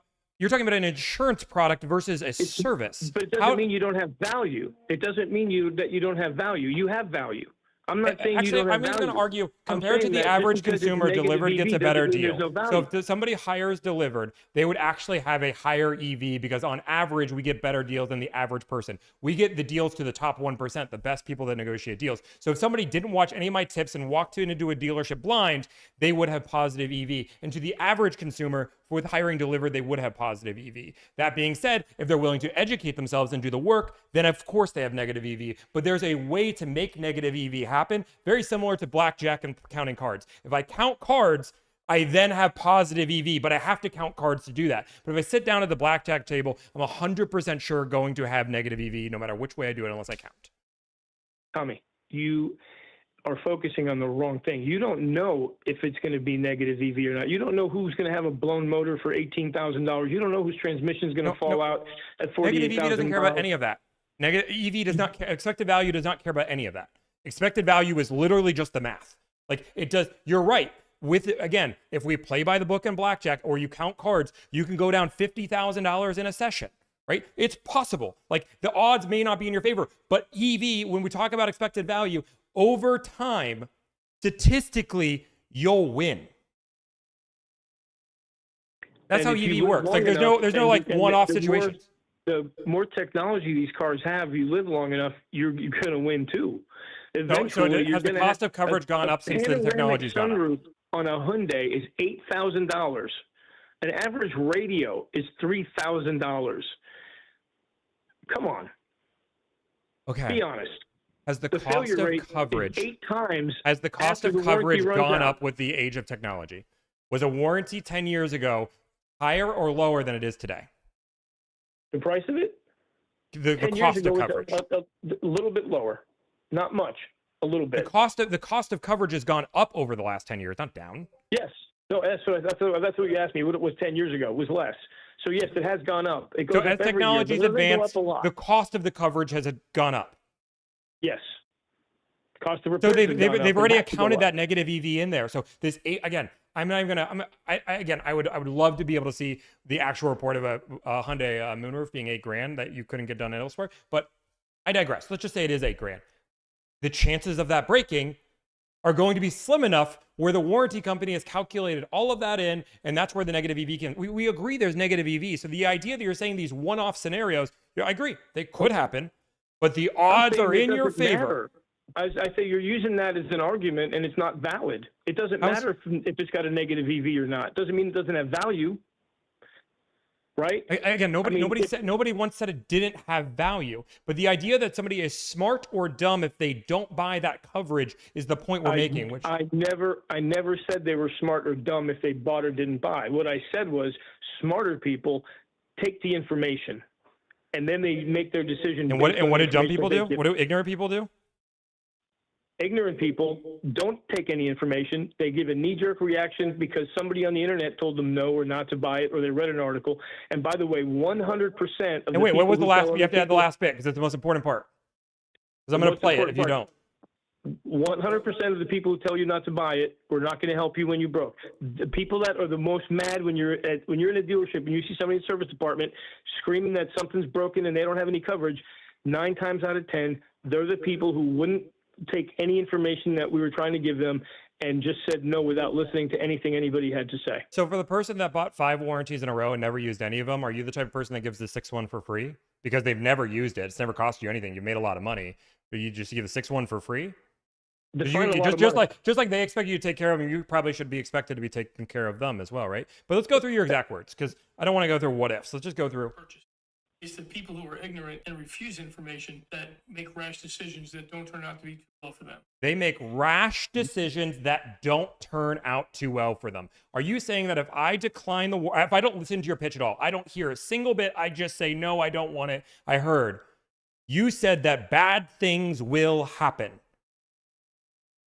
I said that the people that have bad things happen are those people. Nope. I didn't say you that said, everybody. we can pull the tape. We have the tape. Is going to have something bad happen to them. What I said was the people that have bad things happen to them are the people who said no on a knee-jerk rash decision. Let's be fair. I'll back it up a little bit. I have to offer has value, and the more likely they are to purchase it. It's the people who are ignorant and refuse information that make rash decisions that don't turn out to be too well for them. They make rash decisions that don't turn out too well for them. Those are your exact words. They make rash decisions. But again, by doing that, you're implying that if I don't listen to you, I'm going to make a rash decision. But there's also a world where I don't listen to you, I decline everything, and I save $3,000. Is there not? Well, in reality, statistically, I'm going to win if I say no to everything. And that, again, the odds are in my favor if I just continually say no to you, that I'm going to win. Tommy, in reality, you're not stupid. You don't make rash decisions. You told me you can afford to fix your car. You're not going to be in the service department screaming that something's broken and it's not covered because you didn't understand, because you're not stupid. What I'm saying is the people who are screaming, and they're the ones that made a rash decision and rejected information that could have protected them from that rash decision. The people that know that they're saying no and they know what they're saying no to, we can live with that. We don't want to force anything on anybody. You listen to everything that we got to say. You hear all in the video. You hear all the. If you listen to them, they are. Okay. If you take all the information in, if you take all the information in and you make an informed decision to say no, you're not going to be screaming in the service department because you know you said no. And I'll even give you a good example. Let me give you an example. I don't want to move. I want to make sure that we're both on the same page. So what I'm going to do is just for the audience here, I'm going to play it on my computer so they can hear the entire 30-second clip. So there's no Tommy cut it, Tommy edit it. I'm going to play the 30-second clip of what you said to make sure. You're not cutting it or editing it. You're spinning it. No, again. You're spinning it into meaning something it doesn't mean. Again, we're going to listen to your exact words. I can't spin it. We're going to listen to your exact words, and the audience can make a decision. So please hold. This might offend some of you, but the smarter the people are, the easier it is for me to demonstrate that what I have to offer has value, and the more likely they are to purchase it. It's the people who are ignorant and refuse information that make rash decisions that don't turn out to be too well for them. They usually think they know it all, and they're the ones that are in the service department begging us to help them fix something that's not covered because they didn't protect themselves when they had the chance. Smarter customers are more educated. The more educated you are, the easier it is for me to establish the value of the products that I have to offer you. This might offend some of you. Again, those are your exact words. You're spinning it into something that isn't meant by them. What I'm saying is the people that are screaming in the service department that had something bad happen to them are the ones who rejected information. People who know they're saying no don't usually come back and complain. Although I did have one person. Are there people that say yes to the coverage and the claim gets denied? What do you think about them? I think it's unfortunate, and I think if we do our jobs properly, do you take care of them, like when their claim was denied because something wasn't covered and they thought it was covered? Maybe even go back and you actually watch the Cyclops, and the Cyclops even said, the finance manager even said, No, it's exclusion. Everything's covered. You're fine. Like, do you then go back and say, we're covering this? Do you guys go through that kind of effort? Do most dealerships do? I don't think they do. Well, I'm glad you asked me that, Tommy, because I have an answer for you. I sold a maintenance policy, a Ford maintenance policy, and they took it to a Ford dealer in another town, and they didn't want to honor it because they have their own maintenance policy. Customer called me angry because I sold him a Ford policy, and he went to a Ford dealer, and they didn't want to honor it. I called Ford. Ford called that dealer in Tarpon Springs, Florida, and told them they had to either take that maintenance policy or take the sign down, and gave them 10 minutes to make the decision. Customer used their maintenance policy at that dealership for the rest of the time they had their car. Further, I've had warranties that are exclusionary, and they're contracts. They tell you what's not covered: belts, hoses, shock struts, swipe blades, brake pads, spark plugs, filters, rubber, plastic, glass, carpet, things you break yourself, things that are covered by other warranties, and things that are covered by your car insurance. And somebody comes in and none of those things are the problem, and they don't want to cover it. Absolutely. I get on the phone, I call Ford Protect, and I make that thing happen. It's only happened a handful of times in 35 years. But yes, I did call, and I made those things get covered because they should have been covered. They're contractually obligated to cover them. But That's again, why the service contract again, is not mechanical breakdown insurance. Yeah, so two things. First off, I applaud you for making a dealership that was bad do their job. That's good. We want dealers that are bad do their job. But you're saying that bad dealer didn't honor what they should have done. It cost you $0 to make the call. It's not the dealer, Tommy. It's not the dealer. You got the wrong boogeyman. You just talked about the maintenance plan. You said he went to a maintenance plan and they denied the claim. Yeah. In the maintenance plan, that was the dealer. But in the warranty, in the case of the warranty item, it's the warranty company that's trying to get out of it. What I'm saying is, let's just say I'm finance manager. My name's Steve and I'm evil. And I say, hey, Seth, you need to buy this warranty while you're in the finance office. It's a used car, exclusionary. And I'm like, dude, realistically, this thing covers lubricated parts. I promise. Wink, wink, sign here.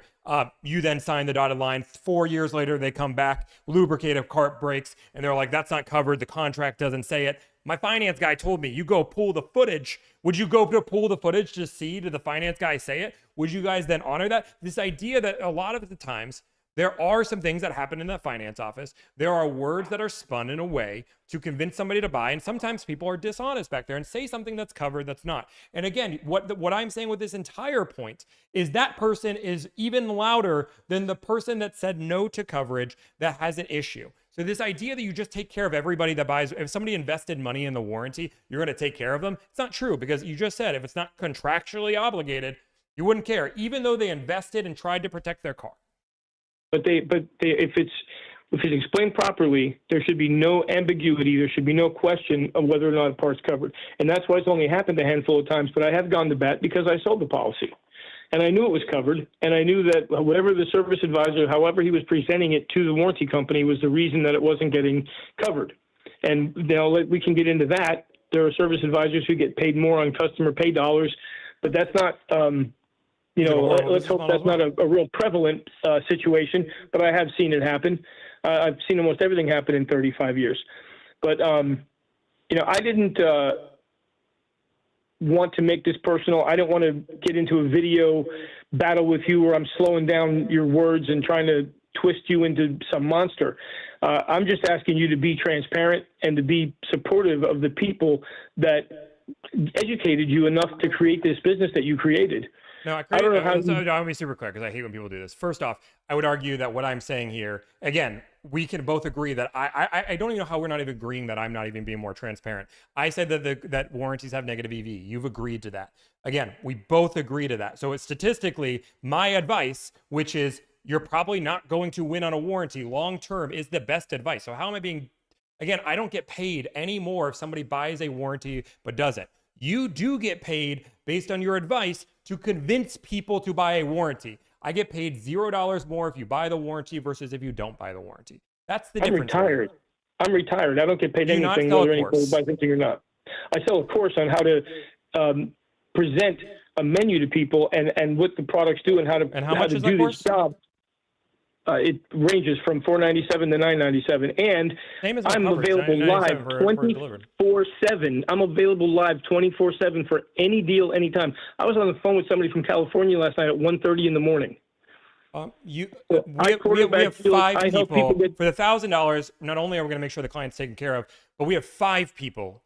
So for $3 more, they get somebody that represents them, takes care of them, and they have 5 people that are there for them 24/7 whenever they need it.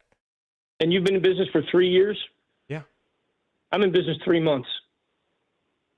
That's great. I was there for people 24 hours when I was there for 3 months as well. Like, you're just doing what any founder would do. That's great. But again, for $3 more, you can't understand why. Again, because you said customers are chasing $1,000 so they can save 500. Those are the foolish people. Remember, you said that earlier. You're giving me all this respect on the business, but you said the people that are actually foolish. I actually said was I didn't call my customers foolish. If I was going to call someone foolish, it would be those people. I didn't actually call them foolish, but go ahead. You know what? You might make a point there. So let's just pull the tape. Again, we don't have to go off feelings. And you might have said it in that way, but I'll pull the exact tape of the one you actually reviewed. This might offend some of you. They understand that transferring thing is a $3,000 service contract and later spends $3,001 cost. Smart people understand risk. Homeowners insurance, health insurance, life contract at cost. That's simply false. In fact, in Florida, here's what time in my that's how insurance works. It wasn't me. It's okay. I've been saying the same thing for 35 years. Penetration without profit does not keep the doors. I cleared my schedule for you. I was waiting for you since 12:30.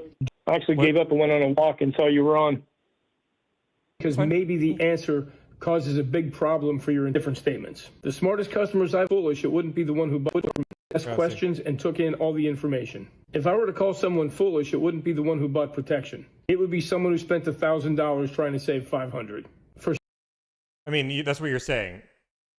You're saying, I wouldn't call somebody who buys a warranty foolish. I would call the person who spends $1,000 to save 500 foolish.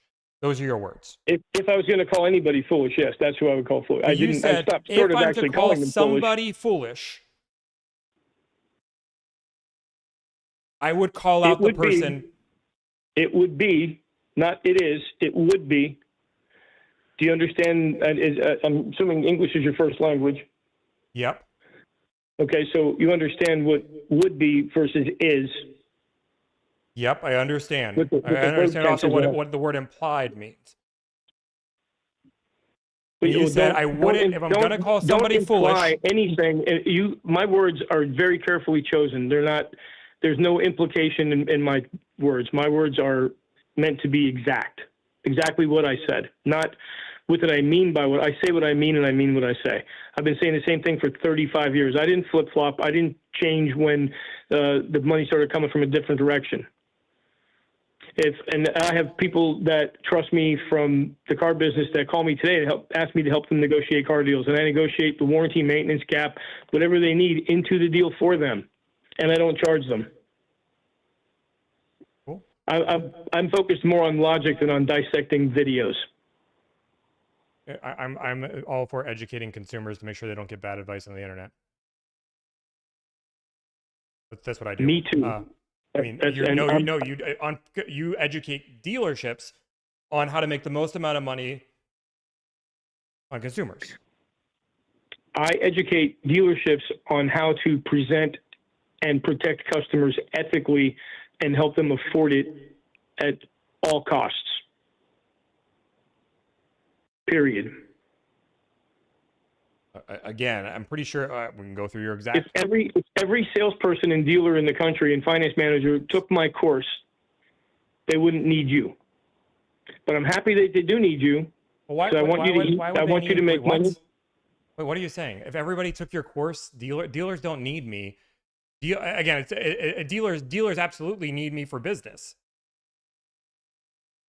More and more consumers are choosing Delivered versus anybody else. If Delivered keeps growing and Delivered ends up controlling the customer base. If your premise is that they don't, and one of the articles I read was you're a dealer's worst nightmare.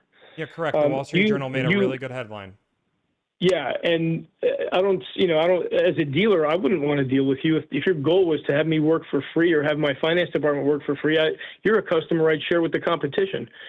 I disagree. Do people not do stair-step programs? Is there not a reason why somebody would want volume?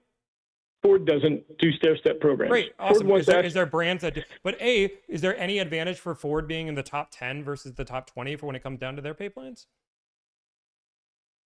There's a lot of things that go into that. It may or may not. A lot of things. So there might be a reason why people are begging for. I have more people begging for me to do deals with them than the other way around. And my status on how I've gone through hasn't changed a bit. And how I many think of the those same people are finance- dealers? What? How many of those people are dealers How many? 18,000. that are begging you to do business? No, again, I have more DMs than I can count for people that are trying to do business with us that I can't even respond to them all. But how many of those people are dealers?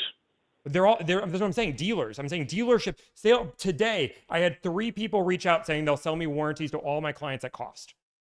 That's just because I made that video. Like, no, I will sell warranties at cost. I will sell warranties at cost. Anybody you want, I want the pens. Like, Yeah, this is, again, your weird argument is that something on if you people because are, there's no benefit to that. but again, how by educating dealerships in finance to be better at finance, how does that eliminate delivered? If the customer felt like they were taken care of and got a good deal and they were happy when they left and they got a good interest rate and they were protected with the things that made them feel warm and fuzzy and they were happy with the deal and they were treated properly, what are you going to do for them? So again, feelings, we're talking about feelings, which when we talk about a deal, it's objective. If you overspent by a warranty by $3,000, and I just have to say, hey, just so you know, I that can't person that was, even hey, well, I wrap my didn't cut head you around off. that because I was never allowed to do it. So, but again, you are talking about the general public, and 95% of dealers do negotiate the cost of warranty. 95% of dealers do. Like, you're in the minority in Florida. But again, I would still make an understand argument in that. Florida you're overspending. I don't remember the last time I bought a warranty in Florida because you're overspending. Doesn't make sense. But even if I was selling a warranty in a state where I could negotiate the price, I would negotiate it, but there's no reason to do it for cost. None. It has value. There's intrinsic value the to cost it. is Just the like value. you do. Because if you don't, somebody else will. Welcome to supply and demand. It's a free Again, you market. can so say it's it has anything- value if- all you if- want, if but I somebody- have if no somebody- advantage of paying you more money for the same exact product. If somebody says to you, listen, I want to employ you, but I'm only going to pay you $500, will you do it? Nope. Because Why? again, Because somebody Why- else will. that's great. Services are different than products. If I buy a warranty from Subaru, again, let's just make sure I'm on the same page so we agree. If I buy the Subaru Added Protection Plan, the gold standard plan from Subaru from one dealership for $2,500, and it's a 7-year, 70 brand new coverage warranty, versus another dealership I paid $4,500, it is the same policy. What is the difference? What do I gain Okay. for that $2,000? So if I go to you and you negotiate a $57,000 out the door number and I pay you $1,000 for that number, and I go to a different broker who gives me the same $57,000 bottom line for $500, what's the difference? Yeah, I'll answer your question, but I want you to answer mine first. There is I'll no answer your benefit. question, but I'm not going to let you avoid the question because this is what people in finance I'm do. not going to avoid it. There is no benefit. So there's no benefit. So, So- we're so agreeing. it's So we agree right there when it comes down to a product. It's incumbent upon us as finance managers to make it make sense for the customer. And it doesn't make sense if you're marking a warranty up $3,000. So even $1,000, even $500, what value do I have to pay $500 extra dollars for that warranty versus somebody else? Let's just go 500, which most people are starting well above $500. But I'll give you To the be able to put it in your payment and not come out of pocket $2,000, especially if you don't have $2,000. You're a single mom with 3 kids and you don't have $2,000. And you So can buy it for $1,500 in Georgia, or you can put it in your payment for $40. What are So you doing? just to make sure I'm on the same page. You believe that single mothers that can't afford should pay more for the same exact item. I don't have a choice, Tommy. I can't discount. But again, we're talking about dealers that do negotiate. And yes, and if they can't afford to pay $1,500 somewhere else, then yes, that $500 that they're paying, if they need it, it could protect them from bankruptcy or worse, where they have to lose their job because they can't get to it. I mean, you're assuming that everybody can just lay out whatever it costs to fix their car whenever they need to get it fixed. No, They I just can't. believe that a That's fair not the price should be general a fair population. price. I mean, there are people in the car business who can't afford to fix their car, and they're making $300,000 a year. Great, that's because they're out of their money. Exactly, but that's all beside the point. So you're selling convenience. I'm selling peace of mind. I'm It's the same thing. I'm gonna go through mine. So again, when it comes down to my service, mine is a service, not a product. There is a difference. Let's say, for example, If I go to Chick-fil-A versus McDonald's and I'm getting the same, I want to use that. I just use my service. When it comes down to the $1,000, when it comes down to it, nobody hired me to save the money. That's the entire point. The reason why people hire us is that they know for a fact they have 5 people dedicated to their entire experience. They get to see every single deal that we negotiated. Most people don't do that. So you literally get to see every phone call, every dealer we've talked to, every T-sheet we've gone through. You have multiple people that you can contact at any given time. We go through an entire process with an app built in. So when it comes down to it, yeah, you might be able to find somebody that can do the similar price or the same price for that price, but you're paying for that experience because people are paying for a service. Again, the service is the part that we're talking about there. There's no service to sell you the warranty. So you're telling me there's not another person in the world that will provide the same service you provide? No, not at all. Nobody has 5 people. Nobody could even afford to be able to put 5 people in a world. Again, most people have ad costs. I don't have any ad costs, which is why my cost can be, again, I'm only making $450 a car and I spend $0 in advertising. So knowing that my profit's $450 a deal, if you were just to spend ad spend on that, there's no way that you could even get to the, again, that's just for my $2 million a year that I pay for my employees' salaries. People don't need to have, you didn't start off with 5 people. Yeah, but I realized that was a competitive advantage I have, and customers love it. So again, you said, what is the difference between me now? And again, the difference then was I would argue that I was the most knowledgeable person out there. Because nobody else was doing this other than a few brokers that were, again, I'm not a broker, and you've called me a broker a few times. I'm not a broker. Brokers work to sell cars for dealerships. I represent consumers and help them purchase vehicles. So when we came down to this, I went through an entire different business model, which ended up resulting to consumers having more trust because I was so transparent about it. So my transparency does have a cost. So any of the people that are listening right now on your live feed, if they decide they want to rip you off and start doing it for $900. Many people have. And there's going to be more. So it's the same thing. You provide a value. So I'm saying the value is you get to deal with me. You get to buy from the dealership that you bought the car from, where you're going to service it and all the records are going to be maintained. It's going to be in your loan. That has value. And if it's $500, if it's $1,000, it's the customer that makes that decision. It shouldn't be you. Okay, yeah, the consumers are picking what service makes the most sense. I'm very open about CarEdge does this, Billy does this, Kathy does this. The difference and why people like me, first off, you said earlier that why don't I add more things and raise my cost? I did the exact opposite. I added more expense to my service and kept the cost the same. I've actually never changed my cost. If you look at Kathy, you know that Kathy charges $1,200 for her to negotiate a car deal. Billy charges $1,200 for him to negotiate a car deal live. I have never changed my fee either. When I've had, again, I have a 3.5 week waiting period. It makes sense. Yeah, I didn't suggest that you should. I said I would. But you said earlier, if I was in your shoes and I was to give you advice, you would add things to the service, make it more white glove, deliver the car to them, and raise my price. What I've done is the contrary. I've added more value to the consumer. I've given them more, and I've kept the price the same because my goal is not to profit more money and make myself a billionaire out of this industry. My job and my goal is to fix this industry so I'm no longer needed. How benevolent. At $3 million a year, good for you. Again, you didn't read the article, which is okay. We're talking about last year. I did 2.6 million in sales. I profited 500 grand. So again, that's last year. This year is better. We're probably going to do about 6 to 7 million in sales. Expenses are going to be about 4. We're going to make a healthy margin on that. I'm pretty happy with where our margins are going to be this year. But again, that is part of owning a business and building a business, right? And we've done it absolutely without raising our price ever from day one. From when I had no clients, I was $1,000, and now I have 500 clients a month, still $1,000. It's the risk you took. You put yourself out there. You risked everything to do it. You employ other people. You pay their salaries. You pay for their health insurance. I'm assuming you're on the books and you're paying their Social Security Administration fees. So you deserve to make a profit. No, not true at all. No, none of that matters. Just because I pay somebody's salary and I do all these things, that does not mean that I deserve to make anything. I have to solve consumers' problems, and if consumers see value in me, then profit is proof that I solve their problems. Just because I have bills does not mean that I deserve something. Like otherwise, like why not just pay myself $1 billion and then I deserve it because I have expenses? Like this idea, this is why I don't like the dealership. Like just because the dealership has expenses, that means they deserve a profit. No, you have to solve people's problems. And consumers do not enjoy the current process, and nobody is willing to bend over.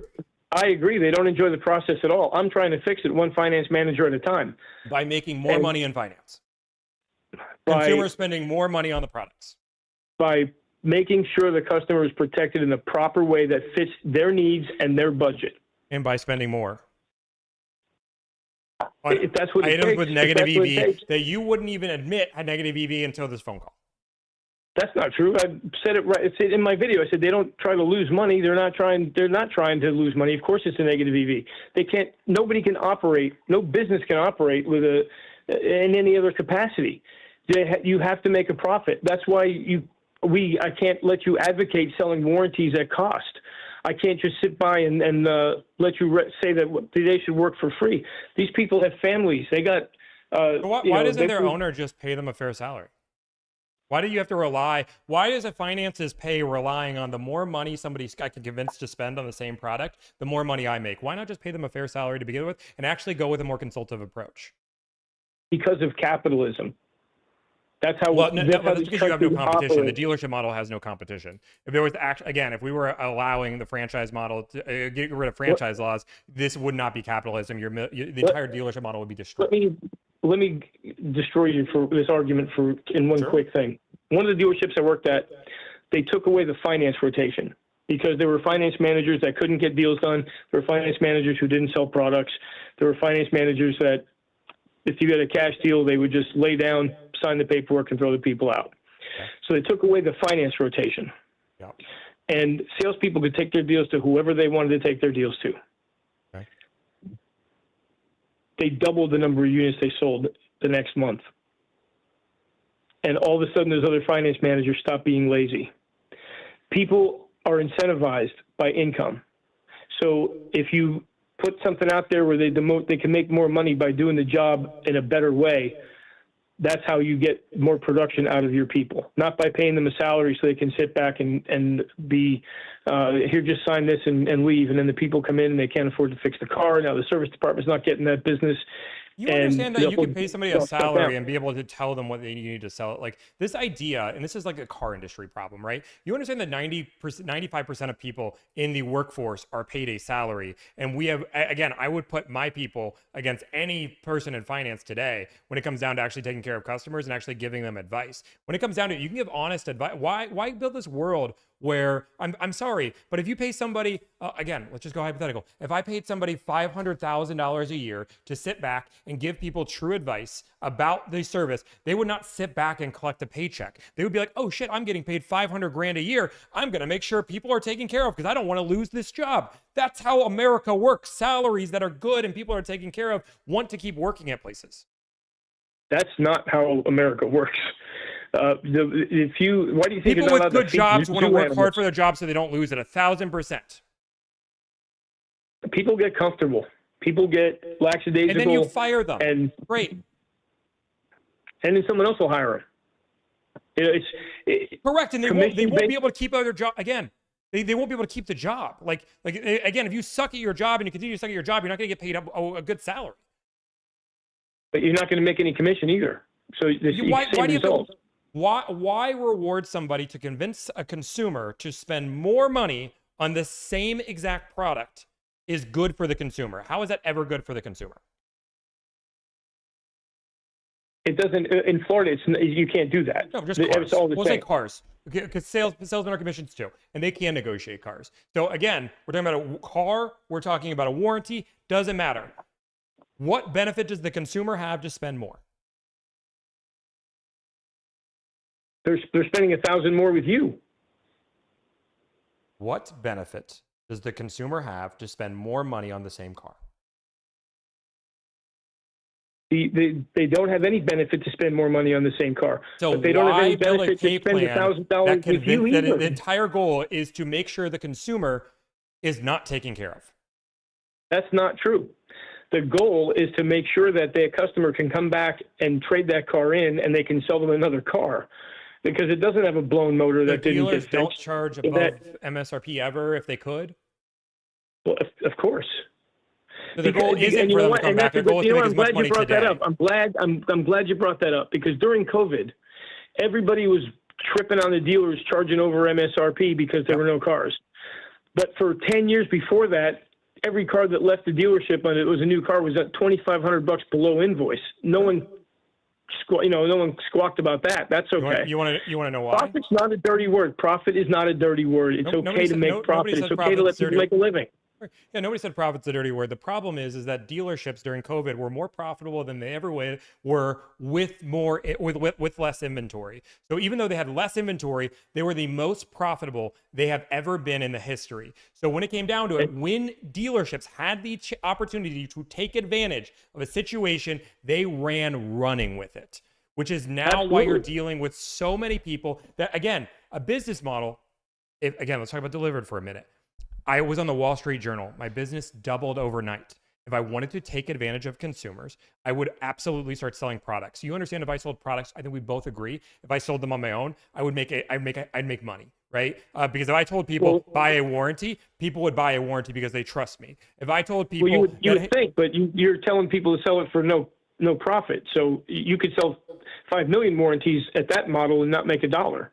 Sure, but again, when it came down, if I wanted to take advantage of customers, I'm in the position where I could, but I didn't.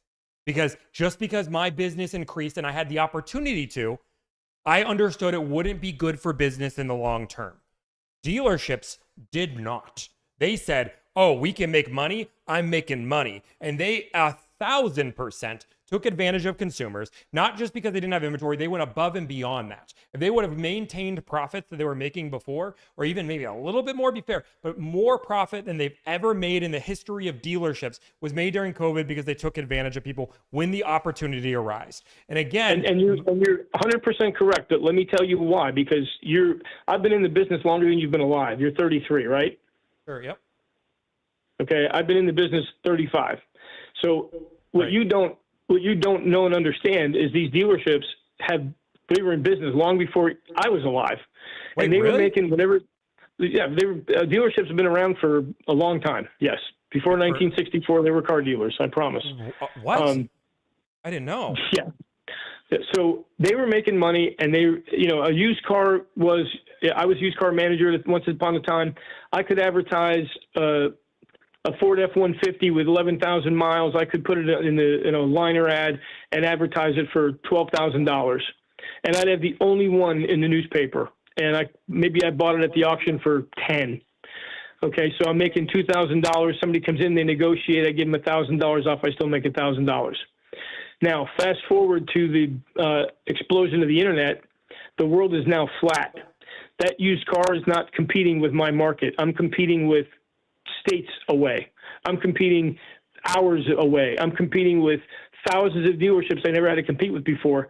And all of a sudden, my profit margins shrink, and they shrink for a long time. For 20 years, my profit margins have shrank. Now, COVID happens, and there are no vehicles, and the people are in a frenzy to buy them, and the market goes nuts. Why would you not try to recoup some of what you lost over the last 20 years? I mean, I don't fault them. I personally wouldn't have had the stomach to do what a lot of them did, but there were a lot of dealerships who didn't do that. The dealerships that I've worked at didn't gouge people. Just a question. I'll ask you a question, but I want to ask you a question. If dealerships are so unprofitable for the last 60 years, why are people begging to own new car franchises? Good question. What do you think the profit margin is at a car dealership? Yeah, it's 3 to 4%, 3 to 6%. But if they're lucky, it's really 1 to 3%. But again, why? But again, you just said they were so unprofitable, they're losing all this money. But yet people are still lining up to be. What do you think they were before the internet? What do you think the profit margins were before the internet? Again, what we're going through is you're saying they're losing all this money.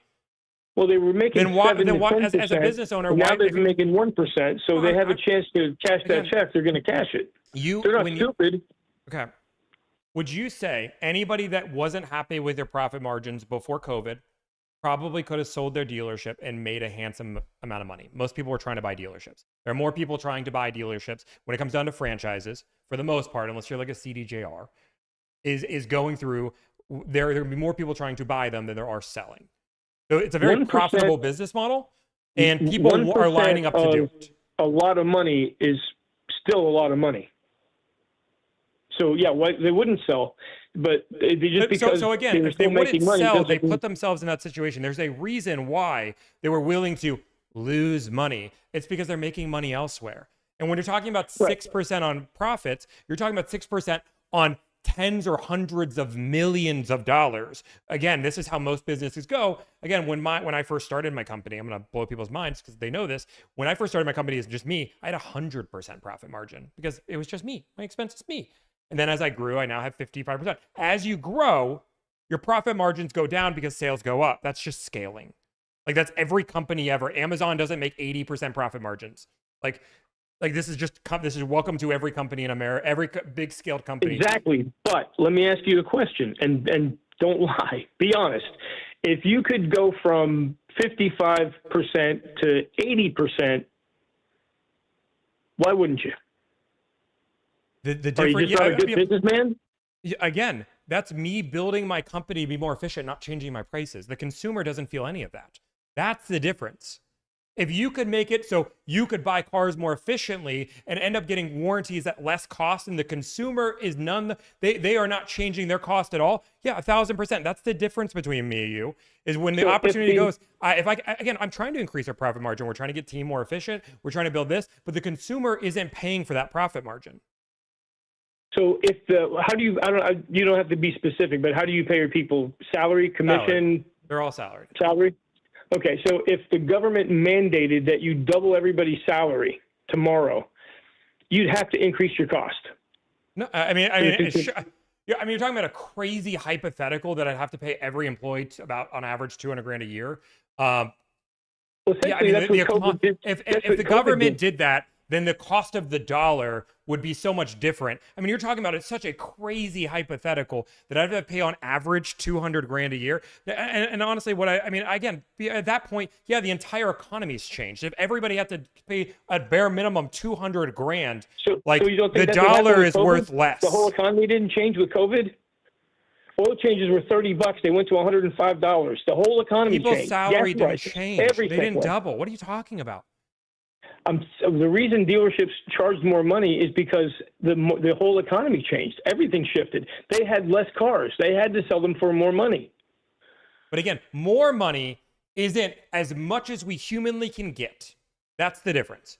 Again, when it would be different if you would have a point is when the Wall Street Journal article came out, and I would have raised my price to $2,000 because everybody's trying to do it, makes sense. And then when business went down, I lowered it back to $1,000. You'd have a point, but my fee has been $1,000 no matter the demand. There was a certain time where because we couldn't handle the demand, I refunded $76,000 back to people. Again, that's a crazy thing. Most business owners wouldn't have done it, but I refunded it because it was the right thing to do. People were waiting a long time. It didn't make sense. We did half their deals for free, and the other half they just didn't want to use our service anymore. But I refunded $76,000 during the Wall Street Journal because we just couldn't handle the demand. We figured it out at this point. But you're using a crazy hypothetical that if I was forced to double my labor costs.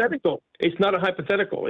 Give me a single company that was forced. What government mandate during COVID forced everybody to double their salaries? The salary thing is the only thing hypothetical about it. The cost of goods of everything in every other industry. I'm talking about car dealers. They don't have salaries, but the cost of getting the vehicles. There were Fords that were lined up in football fields that didn't have computer chips that they couldn't get for years.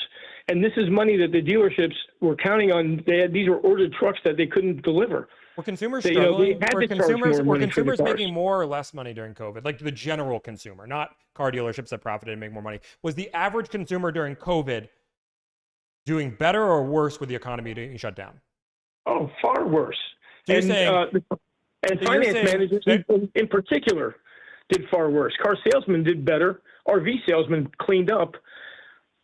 Can everybody note that I again, just be clear, where everybody says that I left because the money was so good because I left during COVID. I left while I was in finance. You just heard it from the loan doctor that finance got hurt worse during COVID, and I left when I had a record year. I'll just stand by that point.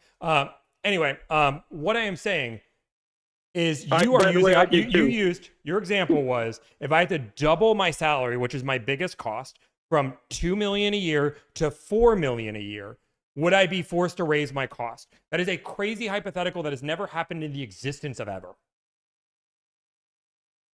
It has literally happened to the car dealers. Their cost Car of dealers goods weren't forced almost doubled. because they were paid off of gross profit. The dealership made more money, so the salesperson made more money. It wasn't because they were forced to double their salary. What do you... Yes, salespeople made double the amount of money because they made twice as much money for the dealership. Because the dealers were charging more money because they had to, because they, instead of selling 1,000 cars a month, they were selling 500 or 400 or 300. So the dealership wins, the salesperson wins, the consumer loses. So why would it? It would be even crazier if the dealership didn't pay their employees. In every one of those scenarios, the consumer always loses. That's what people don't understand about tax the rich and all this other stuff. The rich, they control everything. They're used to making what they're going to make, and if something costs them more money, they're going to pass that cost on. It's going to trickle down to me and you all the time. So you're saying dealerships had to record record-breaking profits on the back of consumers? What I'm saying is not every dealership did that, but the majority of dealerships had record-breaking profits during COVID. What's the majority? 51%? I would say the vast majority. The vast majority. I would say 75%. If you looked at their books for any franchise dealer, 75% decided to do to the consumer what the consumer's been doing to them for 20 years. What do you mean they had a chance coming in and negotiating, starting at $2,500 below invoice on every single new car, because that's where the market took it. Do you donate money to Best Buy when you buy a TV? Do you pay more at Best Buy because you like them? I'll be perfectly honest with you, I don't look at when I want to buy something, I find it and I buy it. I don't look anywhere else. Most consumers, this is how supply and demand is a capitalistic society. When it comes down to the consumer wants to pay the lowest possible price for the highest quality good. Like that's how that works. So the consumer isn't doing anything by making sure they're getting a fair price on a vehicle. And if the dealer did not want to sell that vehicle at that cost, they would say no. For example, you asked me earlier, would I do my service for $500? No, that's how a business needs to do it. But dealerships negotiate because it's profitable. This idea that consumers have been taking advantage. No, like every dealership today could stop negotiating. Time out. How is it profitable for a dealer to negotiate? Because they wouldn't it be better if they just said, if everybody just said, you know what, we're going to go to MSRP, and if you don't pay it, you don't buy the car. That's your failure point. MSRP is not the market price, and you know that. But with every dealer had a backbone today, and they banded together and said, you know what, we've had enough of this. We're going to sell them at MSRP. That's why it's there. And if they don't pay MSRP, they're not buying the car. It never benefits the dealer to negotiate. I'm talking about with the dealer, they're losing money. Every negotiation, every pencil, they're coming down. They don't benefit from the negotiation, period. Again, I'm going to tell you why they benefit. What you're talking about is price collusion. That's illegal. Best Buy, we would agree, for the most part, does not negotiate, right? I wouldn't know. I never tried. Walmart doesn't negotiate. Okay. Right? Okay, well, we're just going to assume. Does Walmart make a profit? Of course. How does Walmart make a profit, but dealerships can't make a profit while still charging a fair price for a product? They can, but why don't they negotiate? Why doesn't everybody negotiate at the checkout line? It's their business. CarMax doesn't negotiate. Do they make a profit? Yeah, 1,000%. And people happily pay. And Carvana doesn't negotiate. They make a profit. 1,000%, and they don't have to negotiate. So that's not collusion. That's not illegal. If all the dealerships just randomly decided that, we're not going to negotiate anymore, this is going to be the price. Yes, that is literally the definition of price collusion. If a whole bunch of businesses call each other and said, we're all going to sell to this price, we're all going to hold, nobody changes. That's price collusion. Two or three dealers in one market did it, and then other people caught on and started doing it, and 6 months later, you couldn't negotiate a car deal anywhere. They were all doing it. And no one colluded with supply anybody. and demand would happen, and people, again, would want to steal business. Prices would lower, like every business in America. Like this idea, you said a bat phone that everybody could call each other and set the price. What would happen is every dealer, let's just say hypothetically, every dealer said, today, we're going to start charge MSRP. What would happen? We'd all charge MSRP, no negotiation. Somebody in Florida would be like, shit, we can just charge $500 less and steal all the business. Then somebody would do it again and do it again, and to the point where the listed price on the car would be a low enough point where it makes sense for the business to sell it and the consumer to buy it. That is how supply and demand works. Like, this is like basic 101 of capitalist economy. The same can be said of your industry. Somebody could do the same thing for $900, and then somebody could do $800 and $700, and Correct. Until it gets down to, if you're making 55% profit, they can go all the way down to $550 and break even. The difference is And that they it's a can be service benevolent. versus a product. But it doesn't mean that they should. And No, it's you a shouldn't- service versus a product. And again, people do offer end my result product, is my end service. result. People offer End my result service for is end $500, result. Product, $300, service makes no $200. difference. No, a service and product are two different things. But it doesn't matter. At the end of the day, what matters is what the customer is paying out of their pocket. Yes, and the what product is we identical. offer- If I buy what we two offer Alani is a News finite- right here, it's the finite same amount of product no money. matter what. That no matter what happens to them, that's all the money that they're ever going to have to pay out of their pocket is that car payment. That everything is included in that payment, and as long as they follow up with the stuff that they've already paid for, they're going to have peace of mind, and that's what we offer, and that's what we sell. And it's just not a good thing for people to suggest that we should do that for free. Again, It doesn't make any sense. You don't work for free. Nobody works for cares free. how much money you're making. I'm sorry. So like the entitlement in the dealership, nobody cares how much money you're making. The reason why invoice is even brought up because the dealership started bringing it up. But what consumers want to do is pay the lowest possible price. They don't care how much you make.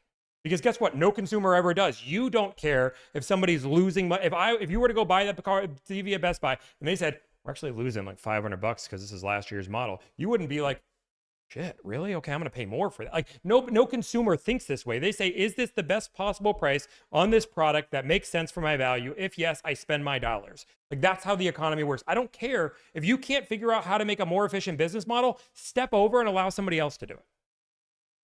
I'm all for it. I think that the business model itself is deeply flawed, and I'm trying to fix it on the other end of it, but I'm not being helped out by someone who did this for a living and has a business and an audience that's telling people to avoid me and avoid people like me. And it's just not in the best interest of society in general to try to get people to do things and work for free when no one else works for free. And before you say that people don't care what we make, I'm going to call bullshit. I get comments all the time. Go on my page and look at some of the comments bitching about how much money we make.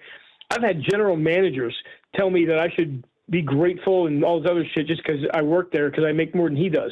I'm like, dude, I didn't agree to your pay plan. I agreed to mine. And I only get to keep a small percentage of mine. I only get to keep a small percentage of what I bring in. Yeah, I can explain why. I can explain why. Oh, sorry. Yeah, sorry. I can explain why. It's because they don't see value in you. Like, again, I go through and talk about my profit loss. Everybody here understands that I'm going to make $4 million this year. Again, that is a very profitable business. Consumers are still actively hiring me. They don't care how much money I make because they see I add value. Like, for you, they don't see you add value. You're an expense to them. Your job is to convince them to spend more money. And 95% of finance managers convince them to spend more money on the same product. And that is the problem. That is where consumers come in, which is why they get mad and why you get paid, because your entire job is to work against them, not for them. Yeah, I mean, that is true. They look at me as an obstacle or someone that's going to try to add to their bottom line. And I had recently, right before I retired, I had a customer that presented an objection in a way that I'd never heard it before. And I had to quantify it. And his objection was he didn't want to add to the bottom line. And this guy was closed on a payment, which I am violently opposed to, but that's how he was presented to me, closed on a payment. And he wouldn't add to the bottom line. And I had an interest rate that was literally half of what the desk had before I got him. And I gave it to him and asked him what was he really trying to get at? And he said, I need to know what my total cost of ownership is. And at that point, I was able to explain to him that the only way he knows his total cost of ownership is if he purchases maintenance and the service contract, because otherwise it's a variable. He's going to make that car payment no matter what, but some months it might cost $2,000 more. One month it might cost $10,000 more. So when he needs to change this or change that, it might cost $800 more. And you know what? He hooked up. But we have value. And in Florida, we can't discount the warranty. We can discount other things. We can discount maintenance. We can discount GAP. There are times that I've had people that weren't coming in with negative equity and they were using a credit union through me, that I told them buy the credit union gap because it's cheaper than mine. It's not going to cover as much, but you don't need the coverage. You need cheaper. And that, that builds trust and allows me to sell that service contract. But then I have somebody online telling them to go to another state and buy it. Mm-hmm. That's just, I got to call you out. Why man. wouldn't they? Again, to the benefit to the consumer, they can Because get the exact same product for cheaper. They got to come out of their pocket, and I did them a favor. I did them a favor. They understand that. I mean, I think again, when I say, hey, you can pay cash and buy it out of product, they understand that. But if they can pay a cash out of product, why not? Yeah, I don't think you should ever use your cash. I don't use my own money for anything I don't have to use it for. Okay, great. Take a loan out for compound. I used to be a stockbroker, and I understand compound interest, and I don't use my money unless I absolutely have to. And most people who have money don't. Great. And when we come down to finance loans, we have to talk about the returns of investment compared to what the actual market is dictating versus what your interest rate is on your loan. So it is depending that if you are paying a 6 or 7% loan, that the market might not actually give you the same returns. Well, let me ask you this. If somebody was coming in and paying $60,000 cash, sure, and the best rate they qualified for was 8%, would you tell them they should pay cash, or would you just tell them they should still finance? I mean, if they can pay cash and the best rate they can get is 8%, the odds would be that they should pay cash. Okay, so you got a computer in front of you, right? Yeah. Okay. Go to MoneyChimp compound interest calculator. Okay, I don't have to, because you're going to. So what is going to be your interest rate that you're going to assume? What is going to be your returns on investment on average? It's going to be 6 or 7. The math is very simple. I don't have to put it I don't have a computer in front of me, but I have a phone. So let me tell you what I'm getting at is that there are things that you don't know. Okay. And it's okay if you don't know them, because that's what I'm for. So let's plug $60,000 in with no additional contribution for 6 years. And let's say they're not savvy. All they can think to do with their money is put it in a CD at 4%. Yeah. Okay, that $60,000 turns into $76,244.51. Now, let's take that same $60,000 in a car loan.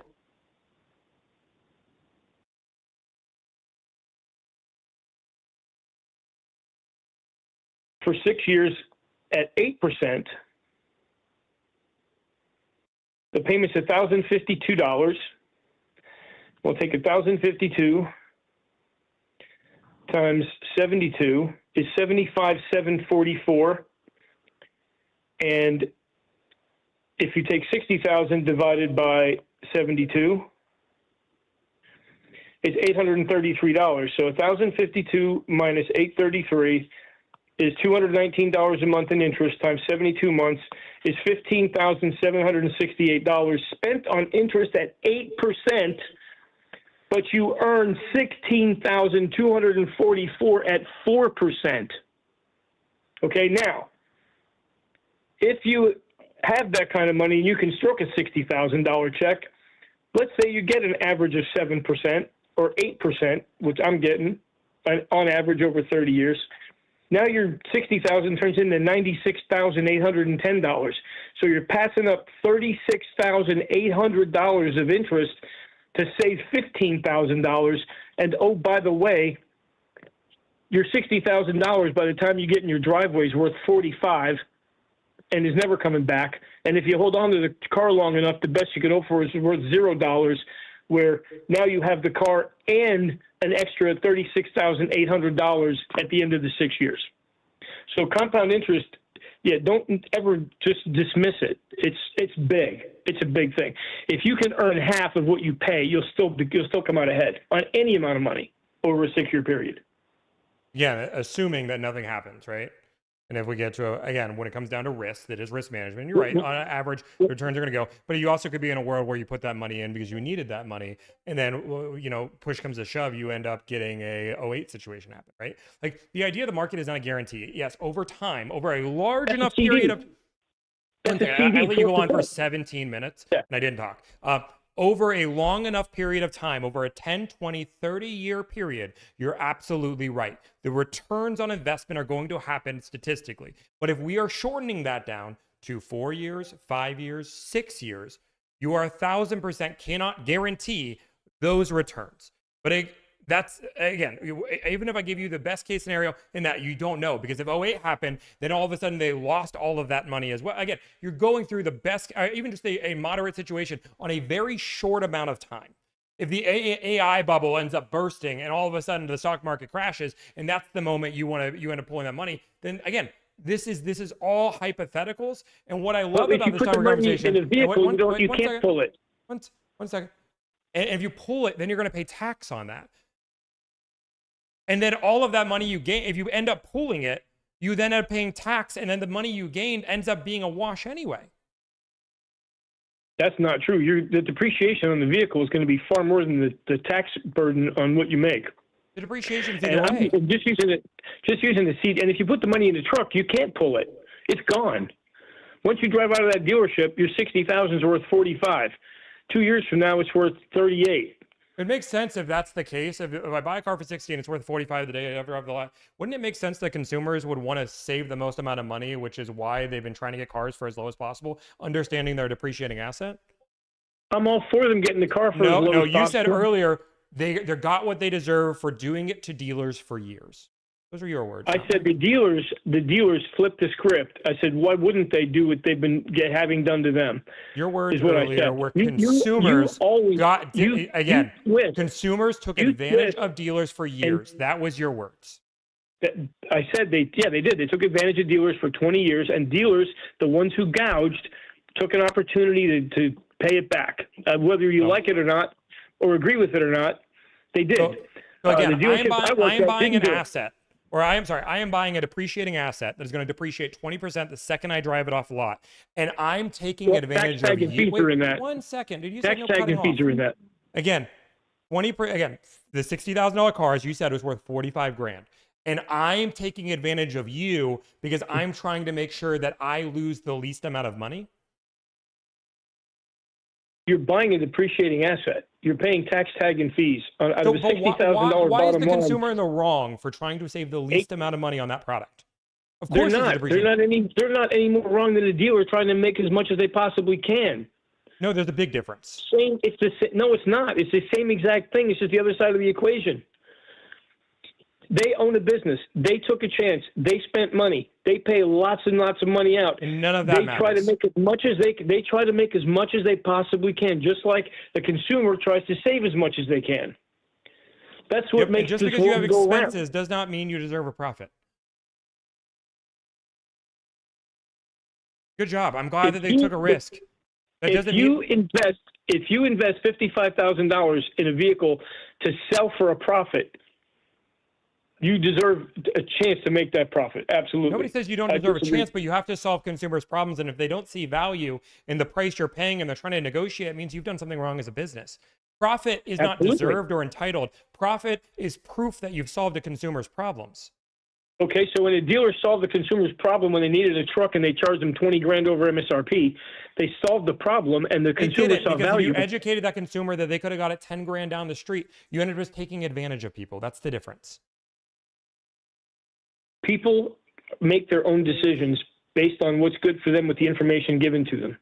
If you're advocating to not take information to buy my product, but advocating people to take your information to buy someone else's, I'm not advocating to buy your mouth.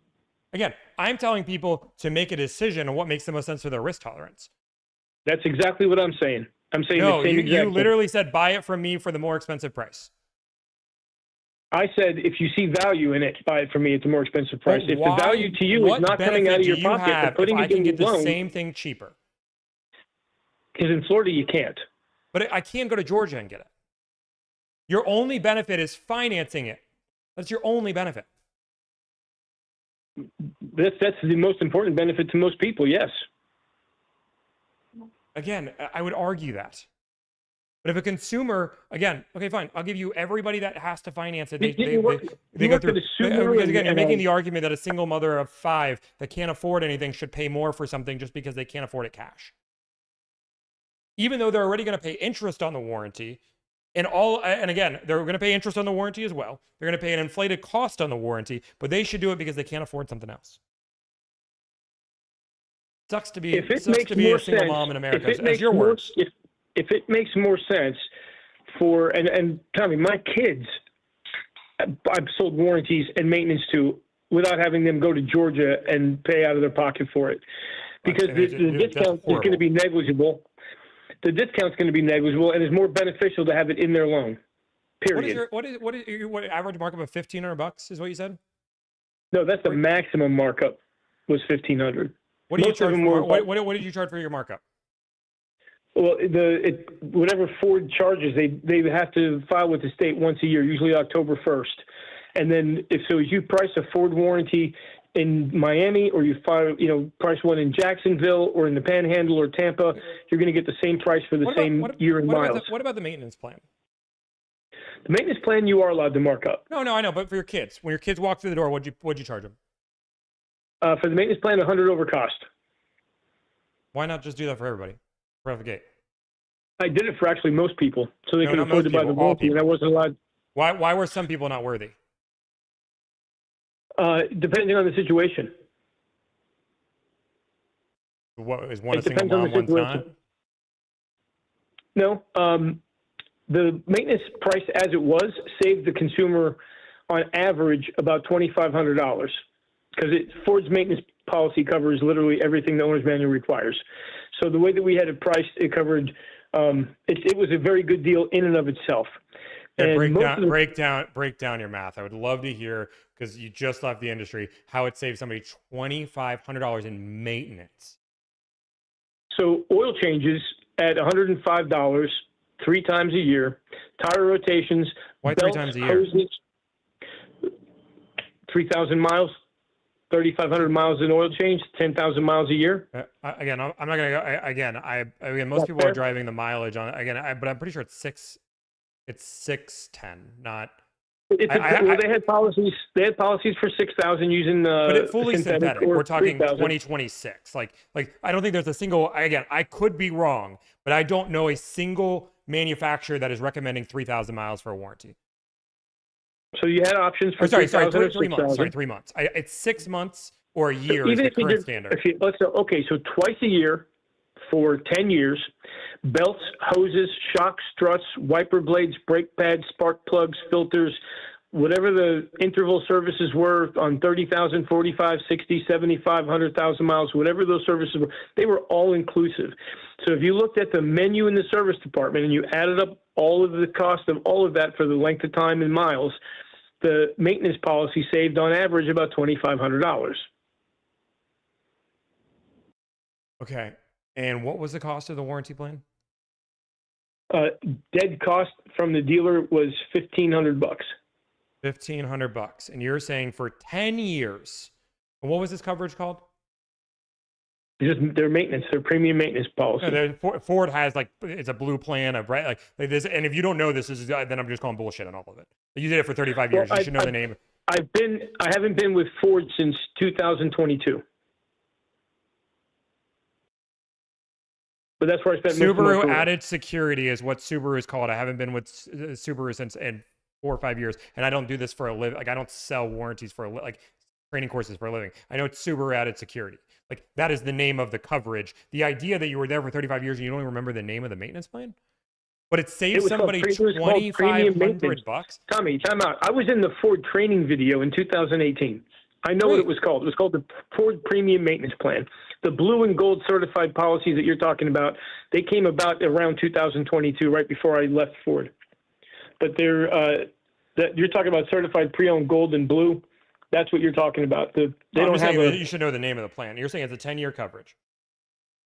Yeah, it was called Ford's Premium Maintenance. They had regular maintenance and premium maintenance, and they had intervals of 3,500, 5,000, and 7,500 to be exact. Okay, and you're saying and they would cover all preventative maintenance, and it was if the consumer said no, they would spend $4,000 out of their own pocket over 10 years. So over $400 a year is what the average consumer would spend. Yep.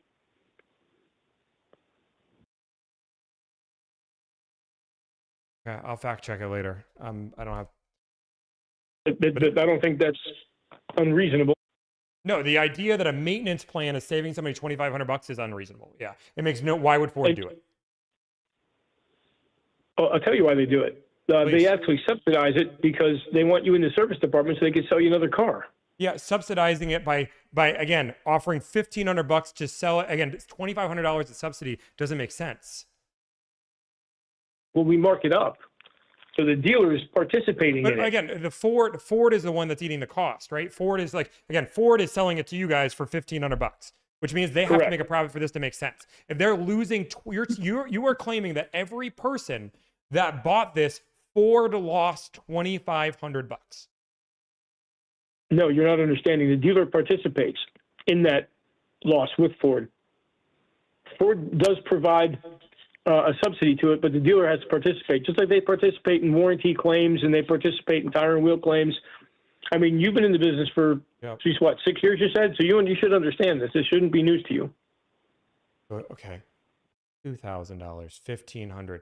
You're claiming that the dealership in this equation, again, what would you sell this plan for?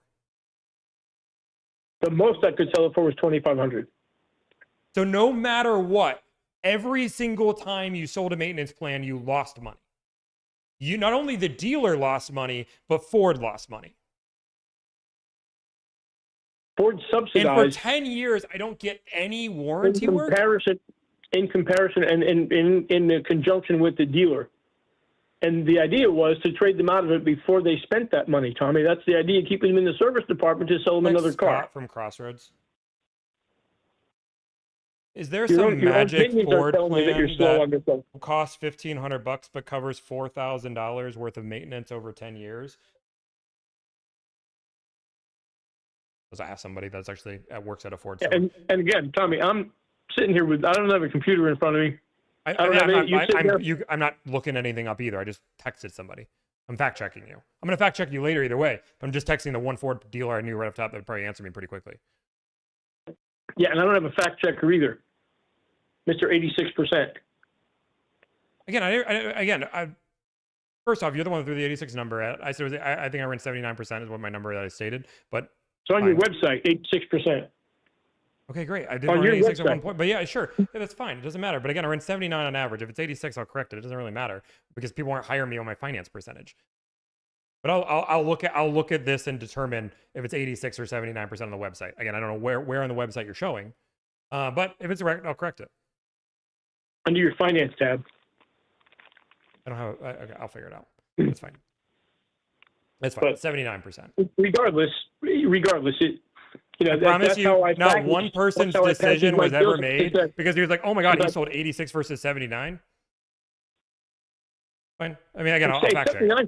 79 is a great job. I've had months. None of this matters to the debate. Right.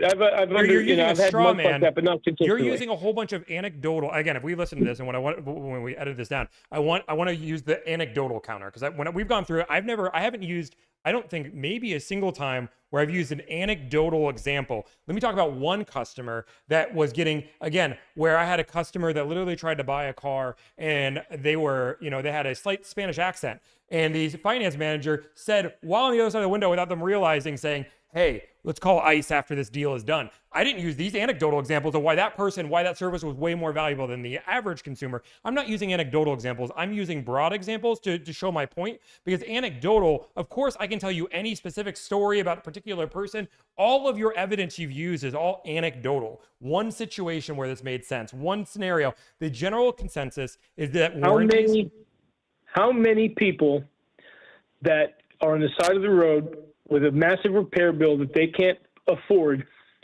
makes it relevant to you to where you'll finally relent and go, you know what, folks, make your own decision. If you need to finance the warranty, then that's how you should buy it. What did I say in the video? Which one? In any one of my videos talking about warranties, what have I said? What is Delivered's advice on warranty? Because I'll fact check it if you don't say it right. I don't have anything in front of me to be able to go back and tell you exactly what you said. You're saying it right now. My advice from day one has been very simple. Your advice is to use your own cash and buy it at cost from somebody who's willing to just No, whore it that's out. not my advice. In Florida, it's my advice, but not in the other 49 states. It's still to buy it at cost. Correct. You get the cheapest possible price you can, which most dealers will negotiate down to about cost. And again, when it comes down to it, my advice from day one, and anybody can fact check my videos, warranties are there if you value peace of mind. I've never once said all warranties are a scam, don't buy them. I said they have negative EV. We both agreed to that. But again, I literally said exactly what you said, which is warranties have negative EV. Make your decision if you value peace of mind. That is the advice I give. The advice that you give is that smart people listen to you about their options, but people that don't listen to you are the ones that complain or are mad and are going to regret it. Now you're going to have to circle back because you're starting to lose the argument. You think I'm losing the argument? How?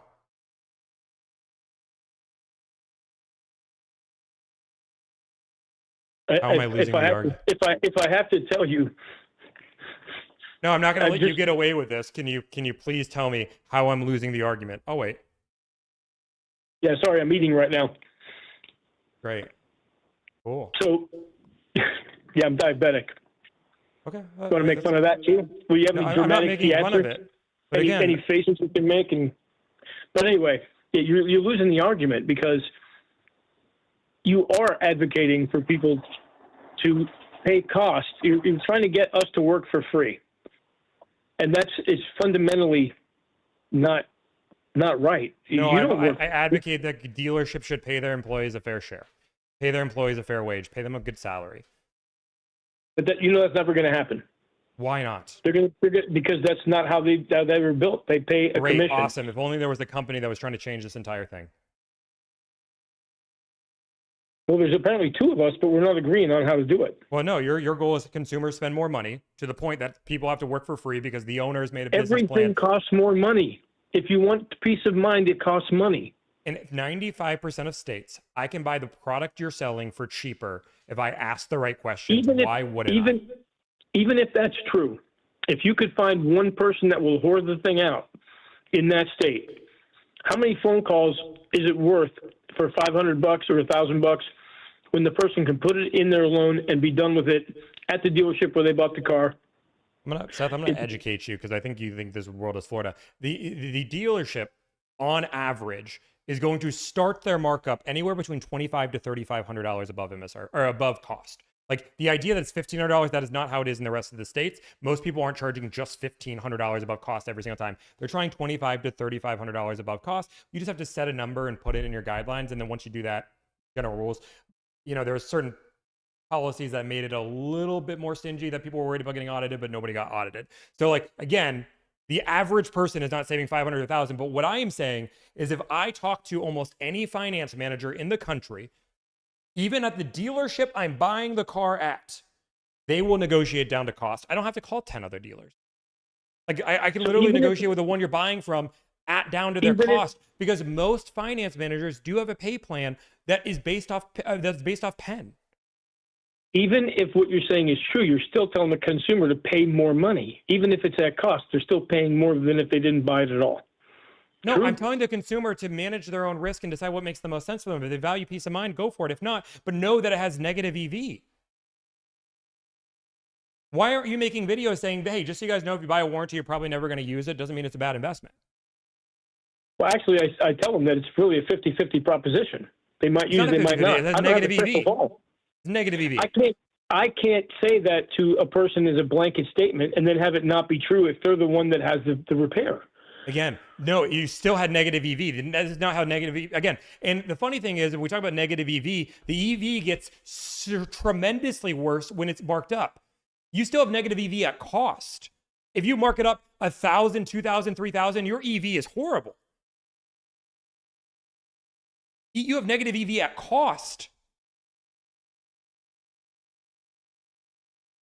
So if I pay $3,000 more for the warranty, my EV is it's horrible. Well, I'm saying that negative EV is irrelevant. No, again, we agree that warranties have negative EV. Hang on. Does the purchase of the car have an EV? No, we're talking. If you buy a car, you're expecting to make money on it? Because you're talking about insurance products or gambling is where expected value would come in. You wouldn't put you try to put expected value on me, for example. Matter. You're focusing on the we're talking wrong about thing. statistics. We're talking about insurance products all have some type of EV. A product itself does not have any. That is not how this works. It's expected value. And you're expecting to lose money on the car. You should probably expect to lose money on the warranty and hope that you do. I'd rather buy a warranty for $3,500. My Mercedes was $7,500 for the warranty. I bought it. And you know what? I hoped I never used it. I did. I had a sensor go out and the AC went out. Those two things were $6,500. But I would have rather the thing work and not break down. Every finance manager has a story. I know. Of course, my daughter had an engine replaced on a Ford. So you didn't get a demo? You didn't get a demo? She bought no, we didn't get demos. Demos in Florida have been gone since 2006. That's okay. Sorry, but when did the car break in 2006? When did it break? No, it was a 2011. She bought a Ford Fusion, and it broke in 2014 with 45,000 miles. Every dealership in the state doesn't have a demo in Florida? I'm not disagreeing with you. I'm just saying that that's the claim you're making. Again, I'm not saying that's wrong or right because I don't know. But you're saying every dealer in Florida. I don't know of any. I don't know of any dealer that still gives demos in Florida. There may still be. I don't know. But I know people that work in probably 30 or 40 different dealerships, and not one of them has a demo or a car lot. JM Lexus does. I've literally tried to buy demos. But this is the problem that finance manager, again, most people have with the dealership, right? You're using definitive statements. There hasn't been demos in Florida since 2006. Now, hang on a second. I don't know. Maybe they do. Nope, that's not what I said. Was as a finance manager, by and large, in the state of Florida, the dealers have gone away from giving demos. Do they still sell cars as demos? Yes, and what they are is service loaners. The controller gets a demo. Hang on. The controller gets a demo. The GM gets a demo. The GSM sometimes gets a demo that I know of. But finance managers, when I got in the car business, car salesmen got demos. Sales managers had demos. By and large, they're gone since about 2006. Are there exceptions? Of course. But if you see somebody selling a demo, it doesn't mean that it was a finance manager's demo or a salesperson's demo. It was probably a service loaner that they're marketing as a demo because they get marketing money from the manufacturer to sell those cars with up to 5,000 miles on them and sell them as demos. I understand how loaner program works. Again, this is the problem that I have. With this entire thing, you are backtracking. You went in and said they haven't done demos since 2006. I called it out. You said, well, not finance managers, but other people may or may not. I'm unsure. Other people are doing demos. So there are demos. But again, a demo is the controller getting a demo is the dealer principal's choice. If the dealer principal wanted to give a demo to the lot kid, and that was the choice he wanted to make, he certainly could. The general rule of thumb is that there are less demos than there were 10 years ago. But that doesn't mean that finance managers no longer get demos. You made a definitive statement. I called you out, and then you backtracked, and you keep doing this. What you think is a definitive statement, you're putting words in my mouth and assuming things. You're looking for innuendo, and you're looking in your comments, and you're reading from people. What I said was demos have not been a thing in Florida since 2006. Correct. That's what you said. That is what you said. And then I questioned you on it. That is factual. By and large, dealerships in Florida do not give demos. You didn't say by and large. You said since 2006. You used the exact words. There have not been demos in Florida. And then you said by and large, and you're changing the argument. I'm not changing the argument. I said it has not been a thing. That doesn't mean it's a definitive statement. What it means is up until 2006, we all had demos. Since then, it's not really a thing. Not really a thing and not a thing are two different things. And you know that, remember, you said, and I quote, I choose my words carefully. I do, and I'm standing by my words. It is not a thing for finance managers to get demos in Florida since 2006. The dealership that I worked at took one away from me and gave me a car allowance, and then they took away the car allowance. And you can definitively say that you know every dealer principal, and when it comes down to it, all finance managers are not getting demos. That is not what I said. What I said is it's not a thing. For finance what managers. What that means is it's not a commonplace every day. You walk into every dealership and everybody's got a demo like it used to be. That's what I'm talking about. So if I didn't question you on it, could you imagine how the general public, if you said demos were not a thing since 2006, on how that could be misleading compared to now I have to ask you all these clarifying questions to actually get the real answer. Could you see how people might you're not... right. You're right. So why I choose thought I was those talking to a words? human being who could focus on an actual argument and logic instead of trying to pick apart You said words. you use your words and figure out carefully what I and you meant. don't mess up I your do. words. Why'd you use I do, those but- and words if you know that they could be misinterpreted one way or another? I didn't expect them to be misinterpreted. I thought But you chose everybody your words knew carefully. it's So not did you a not choose thing your words meant. carefully? I did. I choose them very carefully. So carefully that you didn't even realize it's such a common statement that the majority of people would agree. I think everybody understands what I'm saying, and except for you. I could be wrong. That's my problem. I don't think so. But again, your general rule of thumb is that consumers should spend more for the same exact product. Yeah, my biggest flaw is thinking people understand me. So I'll give you that. But I think if you start asking the people that work at car dealerships in Florida, you're going to find very, very few demos, except for controllers, GMs, GSMs. Great. You're Awesome. not going to saying that the find minority it. of people don't have them. It's not going to be a thing. Great. Awesome. Your general public, again, we both agree that warranties have negative EV. So my statement that I make to the general public is that warranties have negative EV, meaning if you buy one, you're probably never going to use it. Or you're never going to get the value worth, is my exact words. I say you're never going to get the exact value worth. That being said, if you value peace of mind, it makes sense. What is bad about that statement? Nothing. How do you feel about gap insurance? Gap insurance at cost makes sense. How? It's negative EV. Okay, sorry. It depends on your situation when it comes down to gap insurance. Sorry. It doesn't. Just like a service contract. Everything depends on your situation. Because gap insurance cost is the same. There is higher risk for certain people. If I have 20% down, my EV doesn't make any sense compared to actually having $10,000 or $20,000 in negative equity. Like there is a difference when it comes down to the scale of risk. When it comes down, again, if I buy the same RAV4, I have the same risk of the car breaking down. If I carry 10K of negative equity versus putting 18% down, the EV changes. How many cars have you had in your lifetime? A lot. 20, 15, something. How many of them have been totaled? Maybe one. How many have broken down? None. Really? I not once that I've ever, again, the only time that I've bought a warranty, and again, I don't normally buy warranties, would be on my M5. Spent $3,500 on the warranty, got $3,400 worth of value. This is why I feel very caught when somebody says, and again, I had some issues with the fuel injectors. I had to get all my fuel injectors taken. It's $3,400. I ended up breaking almost even. So far? No, my M5 I sold. Like I had it for 4 years. Okay. I sold it. My warranty was over. I sold it. It was 4-year coverage. And $3,500 was the cost of it because BMW is more expensive. Expensive are more rare. Or more. And I'm all for selling gap insurance. I believe people should protect themselves with that as well. However, I've had 42 cars. 2 of them have been totaled. Right. 30 of them have broken down. So the odds are way better in my favor on a warranty than they are on gap insurance. Either way, I'm spending money that I'm hoping I lose. Yeah, gap insurance might not make sense for you then, but it does make sense for somebody with negative equity at cost. But again, we're talking about EV. Like again, if I put 18%, everything makes more sense at cost.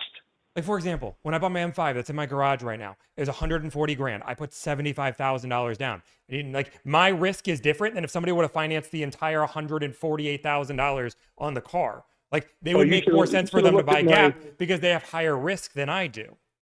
You should have looked at my compound interest calculator before you put that 75 G's down. No, thank you.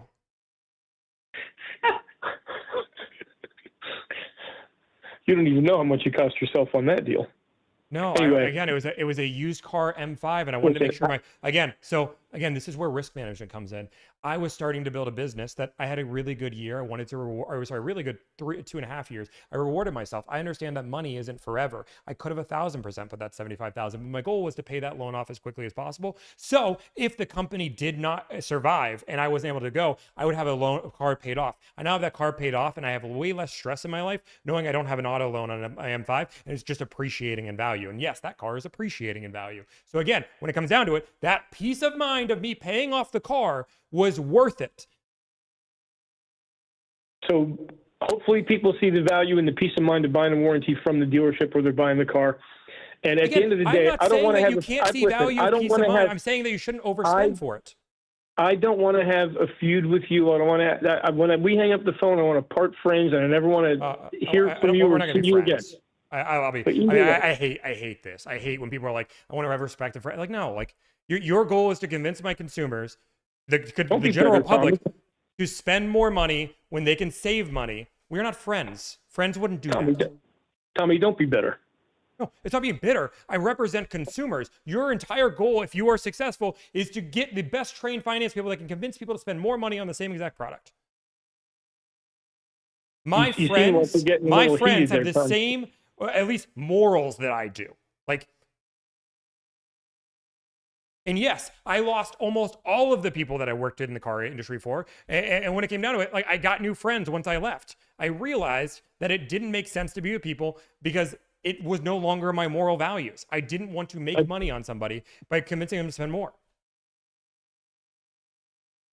Yet that's exactly what you do for a living. You convince them to pay you $1,000 to get the same kind of discount they get themselves. I convince them to spend $1,000 to save time, energy, and anxiety. I literally say money is you can get the same deal on your own. Why can't you be honest in your again? Why can't you make an entire page saying, "Hey guys, just so you guys know, warranties have negative EV. You're probably never going to use it. Realistically, peace of mind is worth it." It's the same pitch that I have. I actually have a video with that pitch. That's one of the pitches to certain. One of them. Why is it not the only pitch? Because it's the only true one. That's false. There's many true pitches for warranty. There's 6 specific objections and 9 specific personality types, and if the people need a warranty or they need that coverage, you need to communicate with them on whatever level you need to communicate to convey the risk that they're taking. If they understand the risk and they say no, that's okay. That's okay. The same risk. They all have negative EV. None of those 9 personality types, 14 different worlds, everybody's taking on the same exact EV. So what? Every single personality type is taking on the same negative EV. Why not bring it up every time? The negative EV is irrelevant. What is relevant is knowing that the thing's going to work while they're making payments on it. That's what the average working person needs to know. That's what they care about. They don't care about negative EV. Hey, Nobody gives a shit. Yeah. Hey, realistically, when it comes down to it, I'm going to talk to you about a warranty. When it comes down to that warranty, I know you said monthly payment was super concerning. This warranty, realistically, you're going to buy it and never use it. Doesn't mean it was a bad investment. The reason why most of my clients do it is when it comes down to it, it's much easier to manage an extra $40 or $50 a month than it is to manage a $3,000 repair. Realistically, you're going to buy it. You're never going to use it. That's okay. It means you got a good car. But most people agree it is much more peace of mind to have it built into a payment. It's much easier to manage that risk. And that's why most of my clients go with it. It's that simple. I added the negative EV while being a payment buyer. You can be honest with people. Absolutely. I advocate honesty and transparency in every video that I've put out. I've never once. So why not tell every person they have negative that has negative EV? Because it's irrelevant. It doesn't matter if it has negative EV. It doesn't matter. That's the point. Does it matter if I say this car is going to have that this is a really expensive repair? Why is that relevant? Why is it relevant that there's a really expensive repair that could hypothetically happen? Because if I don't tell them that the sunroof costs $8,000 or the radio costs $3,000 and the service contract costs $2,500 that they could finance for $45 or $50 a month, then it's on me when they're in that situation. And when they come in and they can't trade that car in and they're going to file bankruptcy and they got to lose their job because they can't get to work, that's my fault. So when I educate them and tell them the risk that they're taking and what it costs to solve that problem, it doesn't matter if it's a negative EV or not. And I don't understand why you're so focused on the negative EV. It doesn't matter. Super simple. Everything's negative EV. The car is a negative EV. A TV is a negative. You're not going to make money on anything that you buy except stocks or bonds or some kind of precious something. Correct. They don't have a negative EV. But again, when we're talking about it, my general approach of being a business owner and working in a business is I want to give my consumer all the information, every bit of it, and believe that once I give them all the information, they can make a decision. But I believe it is unethical to withhold information as you say you're doing, because you said negative EV is irrelevant. Again, you might think it's irrelevant. That consumer might not think it's irrelevant. That's the difference. I give my consumer all the information. It's negative EV. If you value peace of mind, every bit of it, go for it. You make a decision on your own. For you, you hold information that depends on makes the most sense. If you think it values them or not. I believe consumers are smart. They're going to make a good decision once they have all the information. Yeah, I respectfully disagree with you. I'm not withholding anything. I don't think. Are you telling them they have negative EV 100% of the time? I don't think people know what negative EV is. And if they have car insurance, if they have health insurance, if they have life insurance, if they have any kind of insurance at all, and they do because it's mandatory to have car insurance. And why do you suppose it's mandatory to have car insurance, Tommy? For so many different reasons. Because I'll give you the reason. I'll give you the reasons. Because a lot of people don't have the common sense to buy it. If they could get away without car insurance, they would. And then other people would get hit by them, and other people would end up taking the responsibility that they should have taken.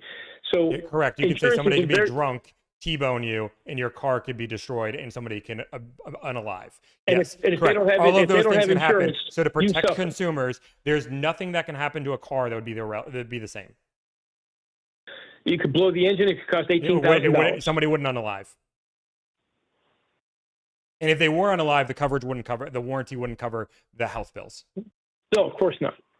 But so again, the reason why we have this is somebody can T-bone me and my whole family can just be gone tomorrow, and that reimburses it. That's the reason why it's required.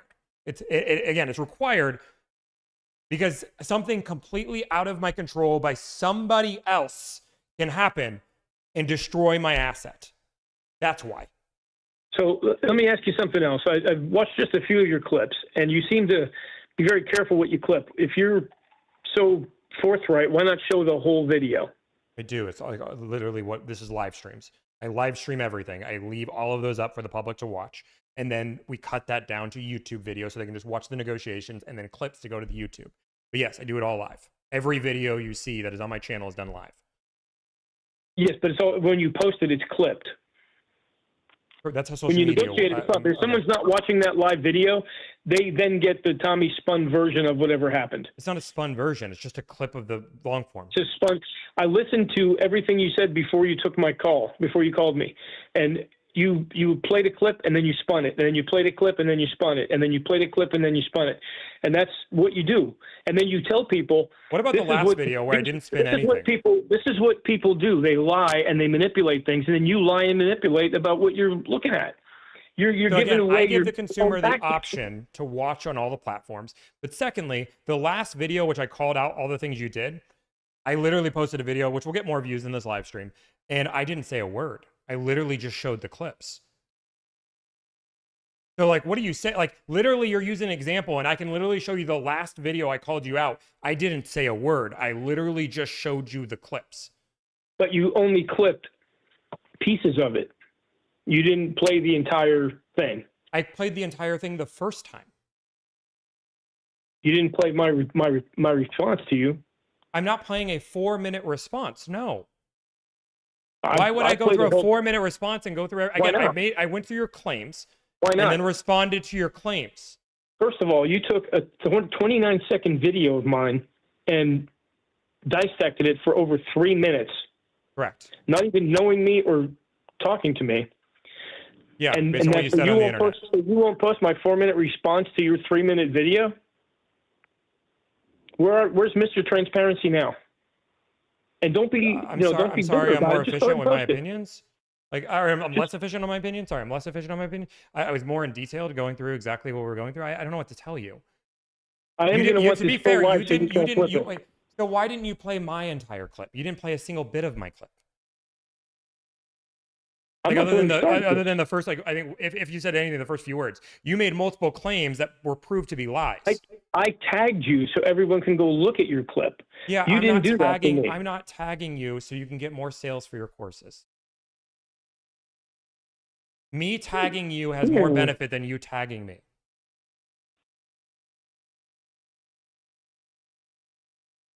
For how long? For how long? I mean, you have to take a long time for your platform to outgrow mine. Well, You have to outgrow me. I appreciate the help. So again, you're selling a course. I am not going to promote that course by tagging you. I also am not going to get a situation where you're going to get a whole bunch of hate, because that's what would happen. The majority of people would go in and just start roasting you to death. It's why I mute dealership names when I actually cut down the videos, so people aren't just getting hate on the internet, because the idea is not to hate on the internet. The idea is the lesson. So I don't care that you said it. You said it. That's there. But I don't care about you as a person. I care about the words you said. You clip things to make you look as good as possible and make everybody else look as bad as they can. Again, how did I clip the lies that you said in that argument? In a way, there's no lie in my argument. Again, I called 11 lies that you called out in your video. Name one and not of them. One of them is a lie. Not one of them is an actual lie. Okay. Do you want to go through the video? We'll go through the video. Let's go through every claim. That's what you do. Yeah, let's do it. Okay, let's go through all claims. Yep. Tell me where I lied. Sure. Please do. Delivered. We're gonna. Hey, you guys, make sure you guys follow if you guys haven't. Thank you. Boom. Okay. So let's go. The better the car salesman, the better the lies they make actually sound. This creates claim number 1, video evidence. So let's get into the video. I actually reached out to you privately before this. You did reply to my greeting, but then I asked you a simple question. Do you negotiate back-end products for your customers? And what did you say? You never answered that question. I think.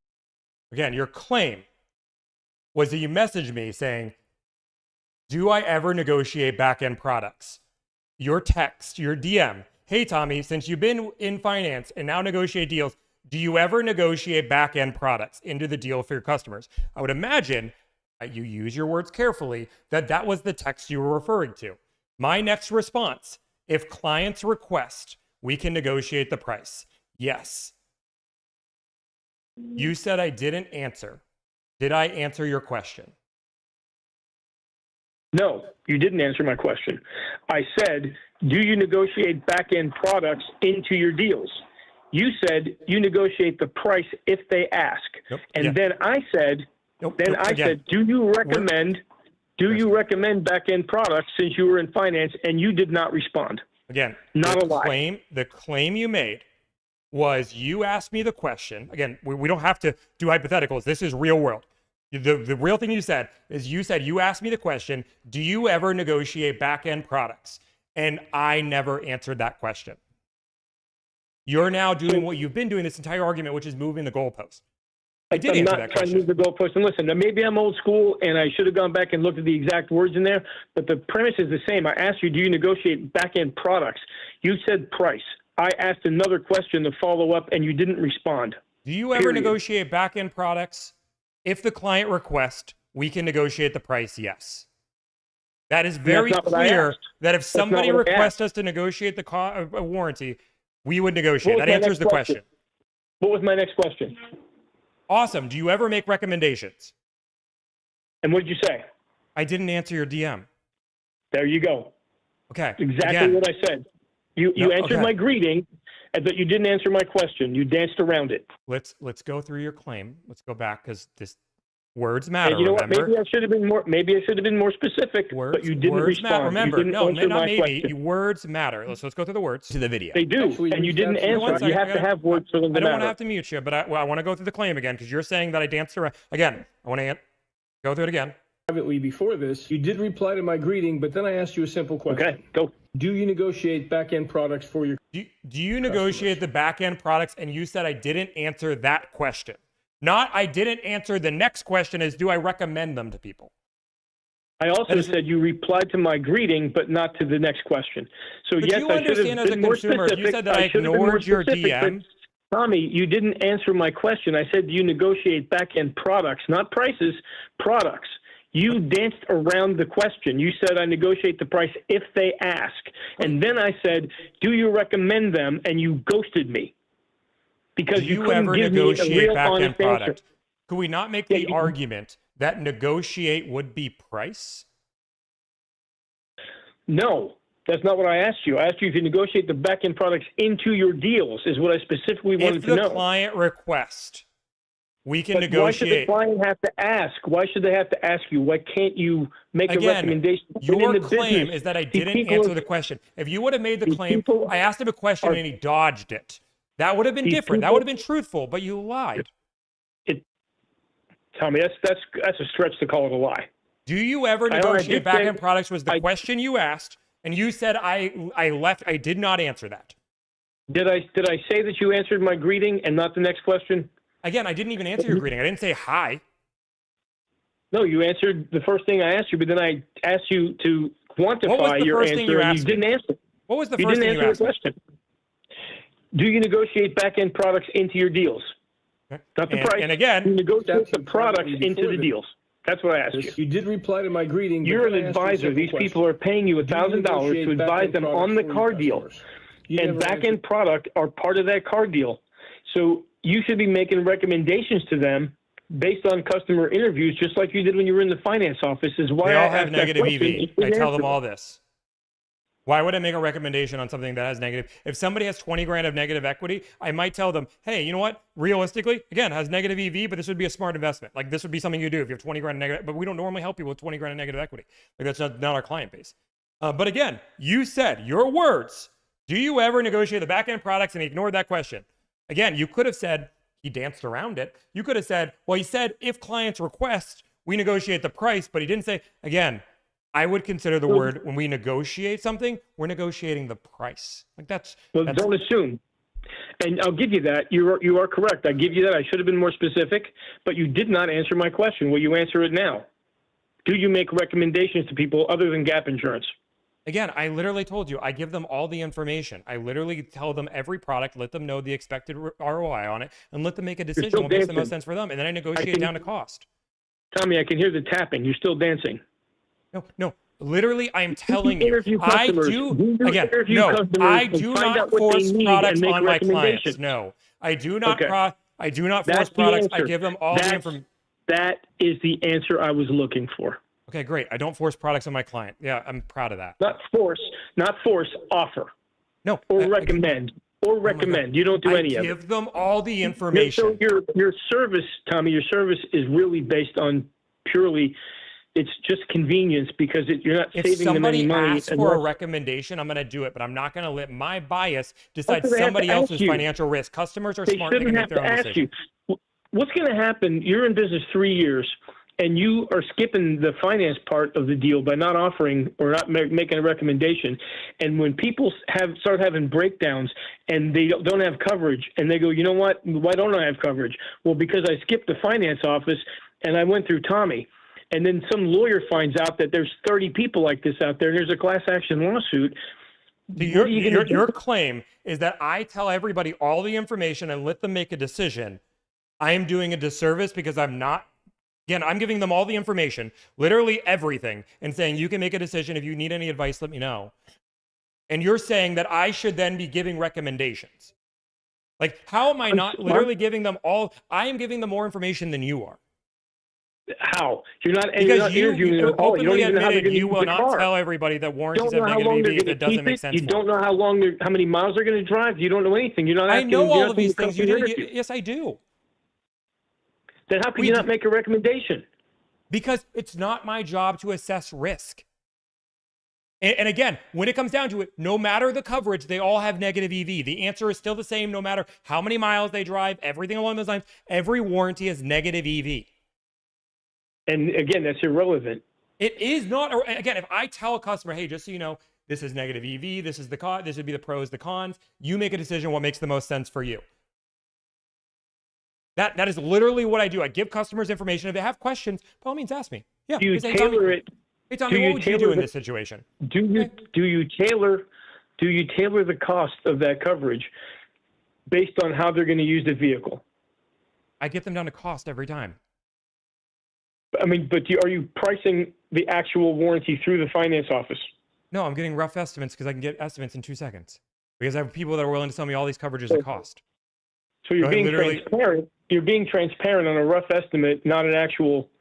It's within $50. So within $50 every single time? Yes, I have 20 people that I can literally message at any time and ask for a quote and a warranty. So this is how we work, just so you understand. Is when somebody does onboarding with Delivered, one of the forms they fill out is a finance form. We ask if they're interested in any of these products or they want to hear or get an explanation in any of these products. If they say yes, my team then goes and gets quotes on what the price would be on that product, so they would know. We then give them all this information, we walk them through, and then they make a decision what makes the most sense for them. But if they say they don't want a warranty, it is not my job to convince them to do it, because they understand that, again, there's nothing wrong with saying no to a warranty. There is no person that is making a mistake by making, again, statistically, anybody who says no to a warranty is making the smartest EV decision. Regardless if they're a mother of 5, does not matter statistically, so it's not my job to convince them to take a negative EV position. The fact that anything is a negative EV is completely irrelevant to everyone's situation. It makes no difference. Everything you buy is a negative EV. No, not if you don't buy coverage. If you don't buy coverage, you have a positive EV. Every single coverage you can buy has a negative EV. Correct. So telling somebody by buying coverage you have negative EV, if you don't, you're going to save money on the long run. So meaning not buying coverage has a positive EV. You don't know that for sure. You're guessing. You're hoping that they don't have that experience. Okay. Don't know. Okay. This is You have super a crystal simple. ball? We agree that warranties have negative EV. So if you don't buy the coverage, it means you have positive EV. Like there's only 2 options. Who cares if it's positive or negative EV? The consumer can make a decision if they care. It's not my decision to make sure to decide what they care about. You're hugging and clinging to this EV thing like it matters to anybody. It doesn't. The only person who gives a shit about negative EV is you. Nobody cares. So why not tell every consumer if nobody cares? It doesn't matter. What they care about is the thing going to work while they're making payments on. The customer decides what matters. So again, you've surveyed every customer, and the majority of them said, "Oh, I don't care about EV. I don't care that the warranty is probably not going to pay for itself." They don't even know what EV means.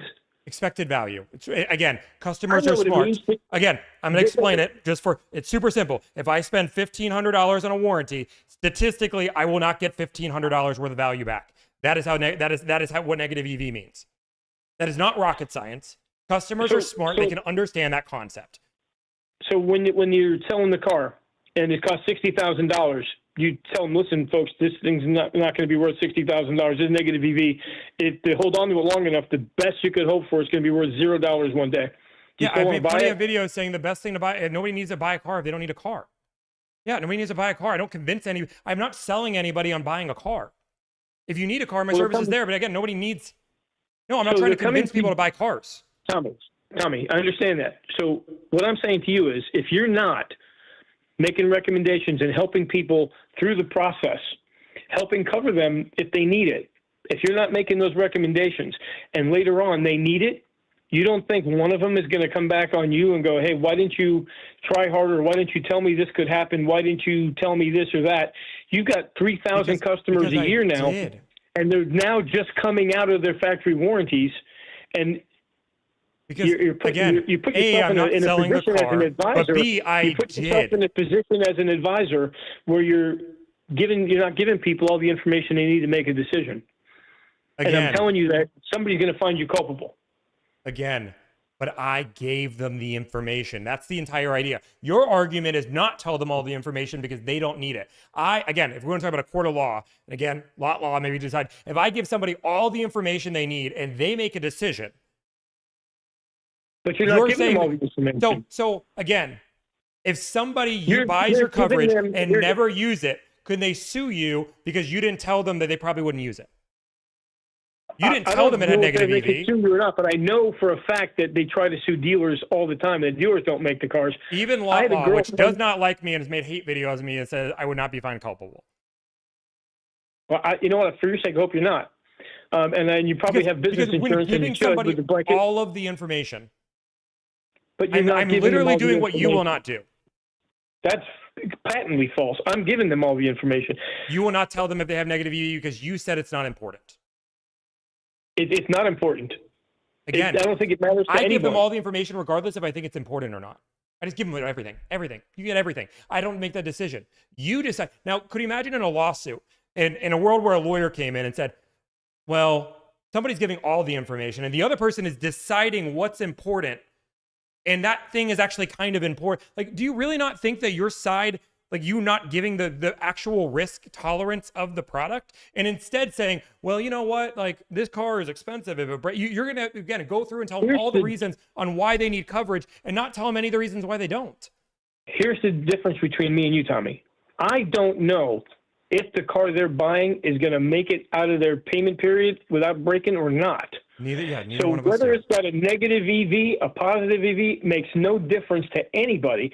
All that matters is that they can afford to fix it, they can afford to trade it, or they can afford to throw it away and buy a new one.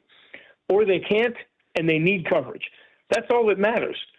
I don't think that people are stupid enough to think that every time they buy any kind of insurance that they're going to make money on it. In fact, I'd argue that they hope they lose money on every time they buy insurance. When you use language, I'm going to tell you, maybe you just don't realize. I'm going to give you the benefit of the doubt. When you use language like a moonroof is $8,000, the screen is $4,000, realistically, people that are smart listen and see value in what I do. People that are use the words. People that don't see value, basically you're calling them dumb. Again, if they don't see value, could you see how a consumer might be afraid and buy coverage because they thought they would probably use it based on the words you said? I can see how a consumer would go, you know what? I had no idea that a moonroof cost that much to fix or a screen cost that much to fix. And what is the statistics my moonroof's going to go out? And you just told me it's going to go out. What are the chances my moonroof goes out? Not to have to worry about it. But again, what are the again? If I tell you hypothetically a meteor could come and hit me today, you would be like, "Oh shit, I'm not going outside." But if I told you there's a 1% chance of that happening, you'd be like, "Oh yeah, I'm probably just going to go outside." The chances, the statistics, it's 50-50. It's not 50-50. It's 50-50. Yes, it is. It is not. If I spend $4,000 on a warranty, it's not 50-50 that I get my money back. Nope. But whether something breaks or not is a 50-50 crapshoot. But again, it doesn't matter if things break. It matters if the cost exceeds the cost of the warranty. Warranties that cost under $3,500, there are very, very few things very few things that could break that cost less than a warranty cost. That on my Mercedes, the AC was $6,500. Again, that is why EV matters. It doesn't matter. Yes, it don't matter to me that if it was $65,000 or $16,000, it was covered. That's what mattered to me. You said that's all that matters. This is what you said. There's a 50-50 chance that something breaks, and the average repair is $6,000. That is, or what you're saying? You're saying the average. I said the average repair. If the warranty's $3,500, there are very few things that could break that cost less than $3,000 to fix today. That's what I said. And what you're claiming is that half of people who buy a car use it again, because what you're using in this 50-50 number is also including the first 3 years where the car would have been covered anyway. There's not a 50% chance after 3 years up to when they trade in the car that they're going to have a repair. That's not true. You have to assume that it's a 50-50 shot because you don't know. No, we have That's why there are recalls. The recalls would be covered. Right, they are covered, but when there's a recall, it's a massive thing where every 100% of them have problems. So anything is only as good as its worst part. So why bring up something that's covered? And again, if I have a warranty or don't, my recall still doesn't. What are you doing, dude? I honestly had higher hopes that you would make some good points. So the reason I brought it up, I had a great director. He would have argued so well. I need to bring Adam on because Adam would be able to actually argue the other side. But dude, you are literally saying that the odds don't matter and you're using recalls as an example. I'm not using them as an example. I'm saying that these cars have parts made from all different manufacturers. It's not where everything on a Toyota is a Toyota. It's not where everything on a Honda is a Honda. Everything is only as good as its worst part. And you have a headache? No, I'm annoyed because you're right, and that's why recalls exist. Exactly. So it's something that's not a recall. If all these places, if somebody, I'm buying a Toyota, so it's going to be the best car ever. It's never going to break down, but it has a Takata airbag. And for how long were Takata airbags problems before they became a recall and were covered? Okay, so there's a lot of things that you just don't know what's going to happen. That paid for a Takata recall. Or a Takata airbag. Almost all of them were actually going to be covered during warranty because your airbag warranty would have been longer anyway. Eventually, this idea that people were paying out of pocket for Takatas is insane. So at the end of the day, everything is only as good as the worst part. You're too young to know why we have recalls. And you don't know who Jim Fix is. Jim Fix was the healthiest guy in the world. He wrote a book on jogging. I don't know what the book was like. Put one foot down, put the next foot down. But at the end of the day, he dropped dead of a heart attack at 54 years old. Genetic defect. So anything is possible. I don't know what's going to break. I don't know what's going to break. So I'm going to recommend it. And if people don't see the value in it, they don't buy it. And that's okay. Why not just give them all the information and let them know that realistically, statistically, you're not going to need this. But again, there is a chance you need it. So here's all the information. That's exactly what I teach. No, you literally said, I don't tell them negative EV because that doesn't matter. I don't get into the negative EV because it doesn't matter. Because that is if I knew, again, if you would, again, I'm going to use an example. Let's say I said, hypothetically, I walk outside, you're probably, there's a chance that you get hit by a meteor.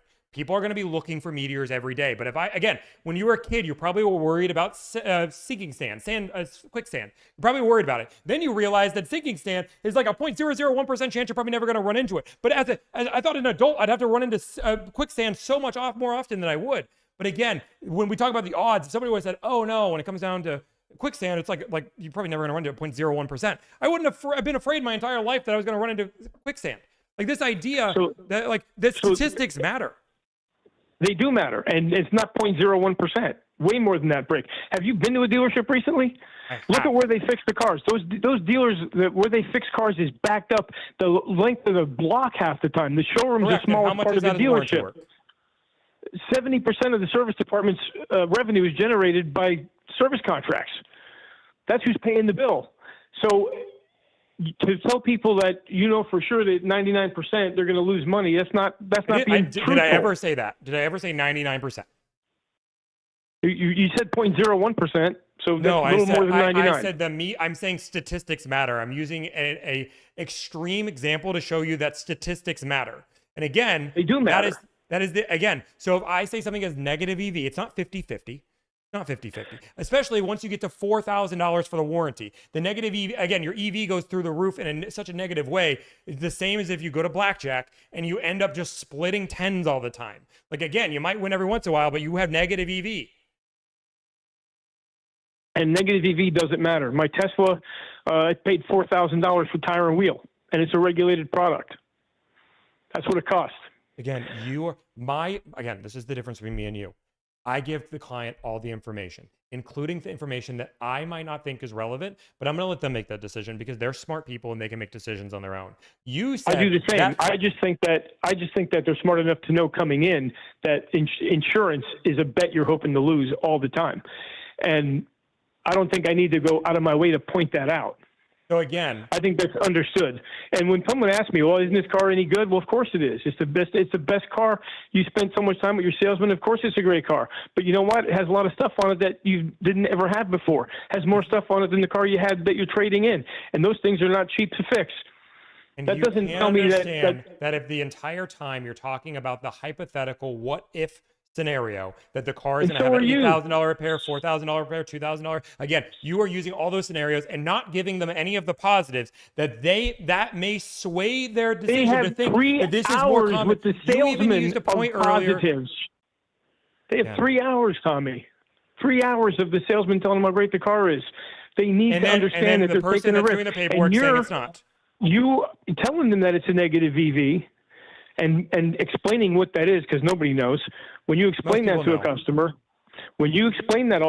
you're speaking in hypotheticals as well, because you don't know if that car is going to end up. Statistics. I'm not talking hypotheticals. That's the difference. The EV is not hypothetical. It's statistics. Statistics don't matter when your car breaks, Tommy. They don't matter. They do. When you're taking, when you're making calculated risks with your money. If I'm on the side of the road with a blown motor that's $18,000, I'm not going to go, you know what? I'm glad I saved the $3,000 on that warranty. Statistically, this should have never happened to me, but here I am. Why do you invest your thank money? you for.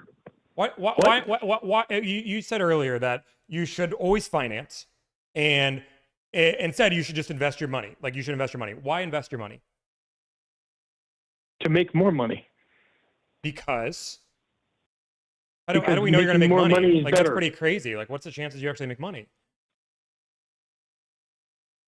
Depending what you invest in, it could be 100%.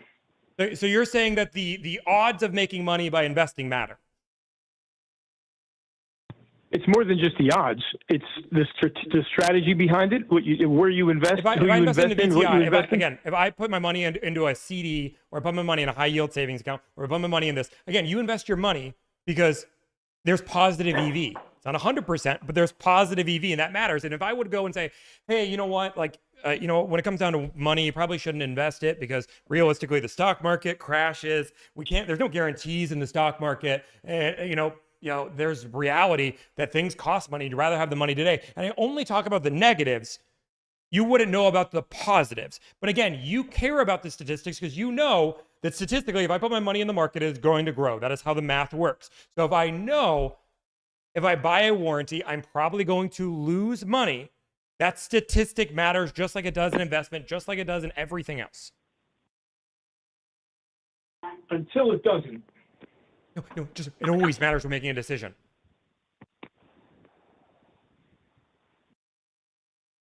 But again, we're on line number 1 out of the 11. Probabilities matter, and when we're talking about this, that is what we're talking about here. You said the probability matters because you know when you invest your money, the statistics are you're going to make your money, even though sometimes you don't. It matters then, but it doesn't matter when it comes down to insurance and warranties. Listen, I mean, I got to take a shit. I got to go.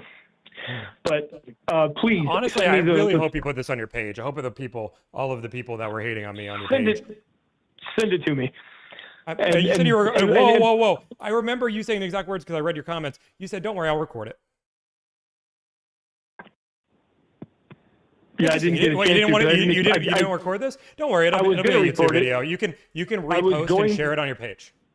I was going to record it, but I didn't. I gave up on you and went about my day, and then saw you were on, and I jumped back on and had to come home. And I didn't have a chance to get my phone and record it. I said I was going to be live from 1, so roughly between 1 and 6. You got on here at what? 2:30? Give me 30 minutes. I'll call you right back. No, I'm not going to call you. I'm done with this conversation, man. Okay.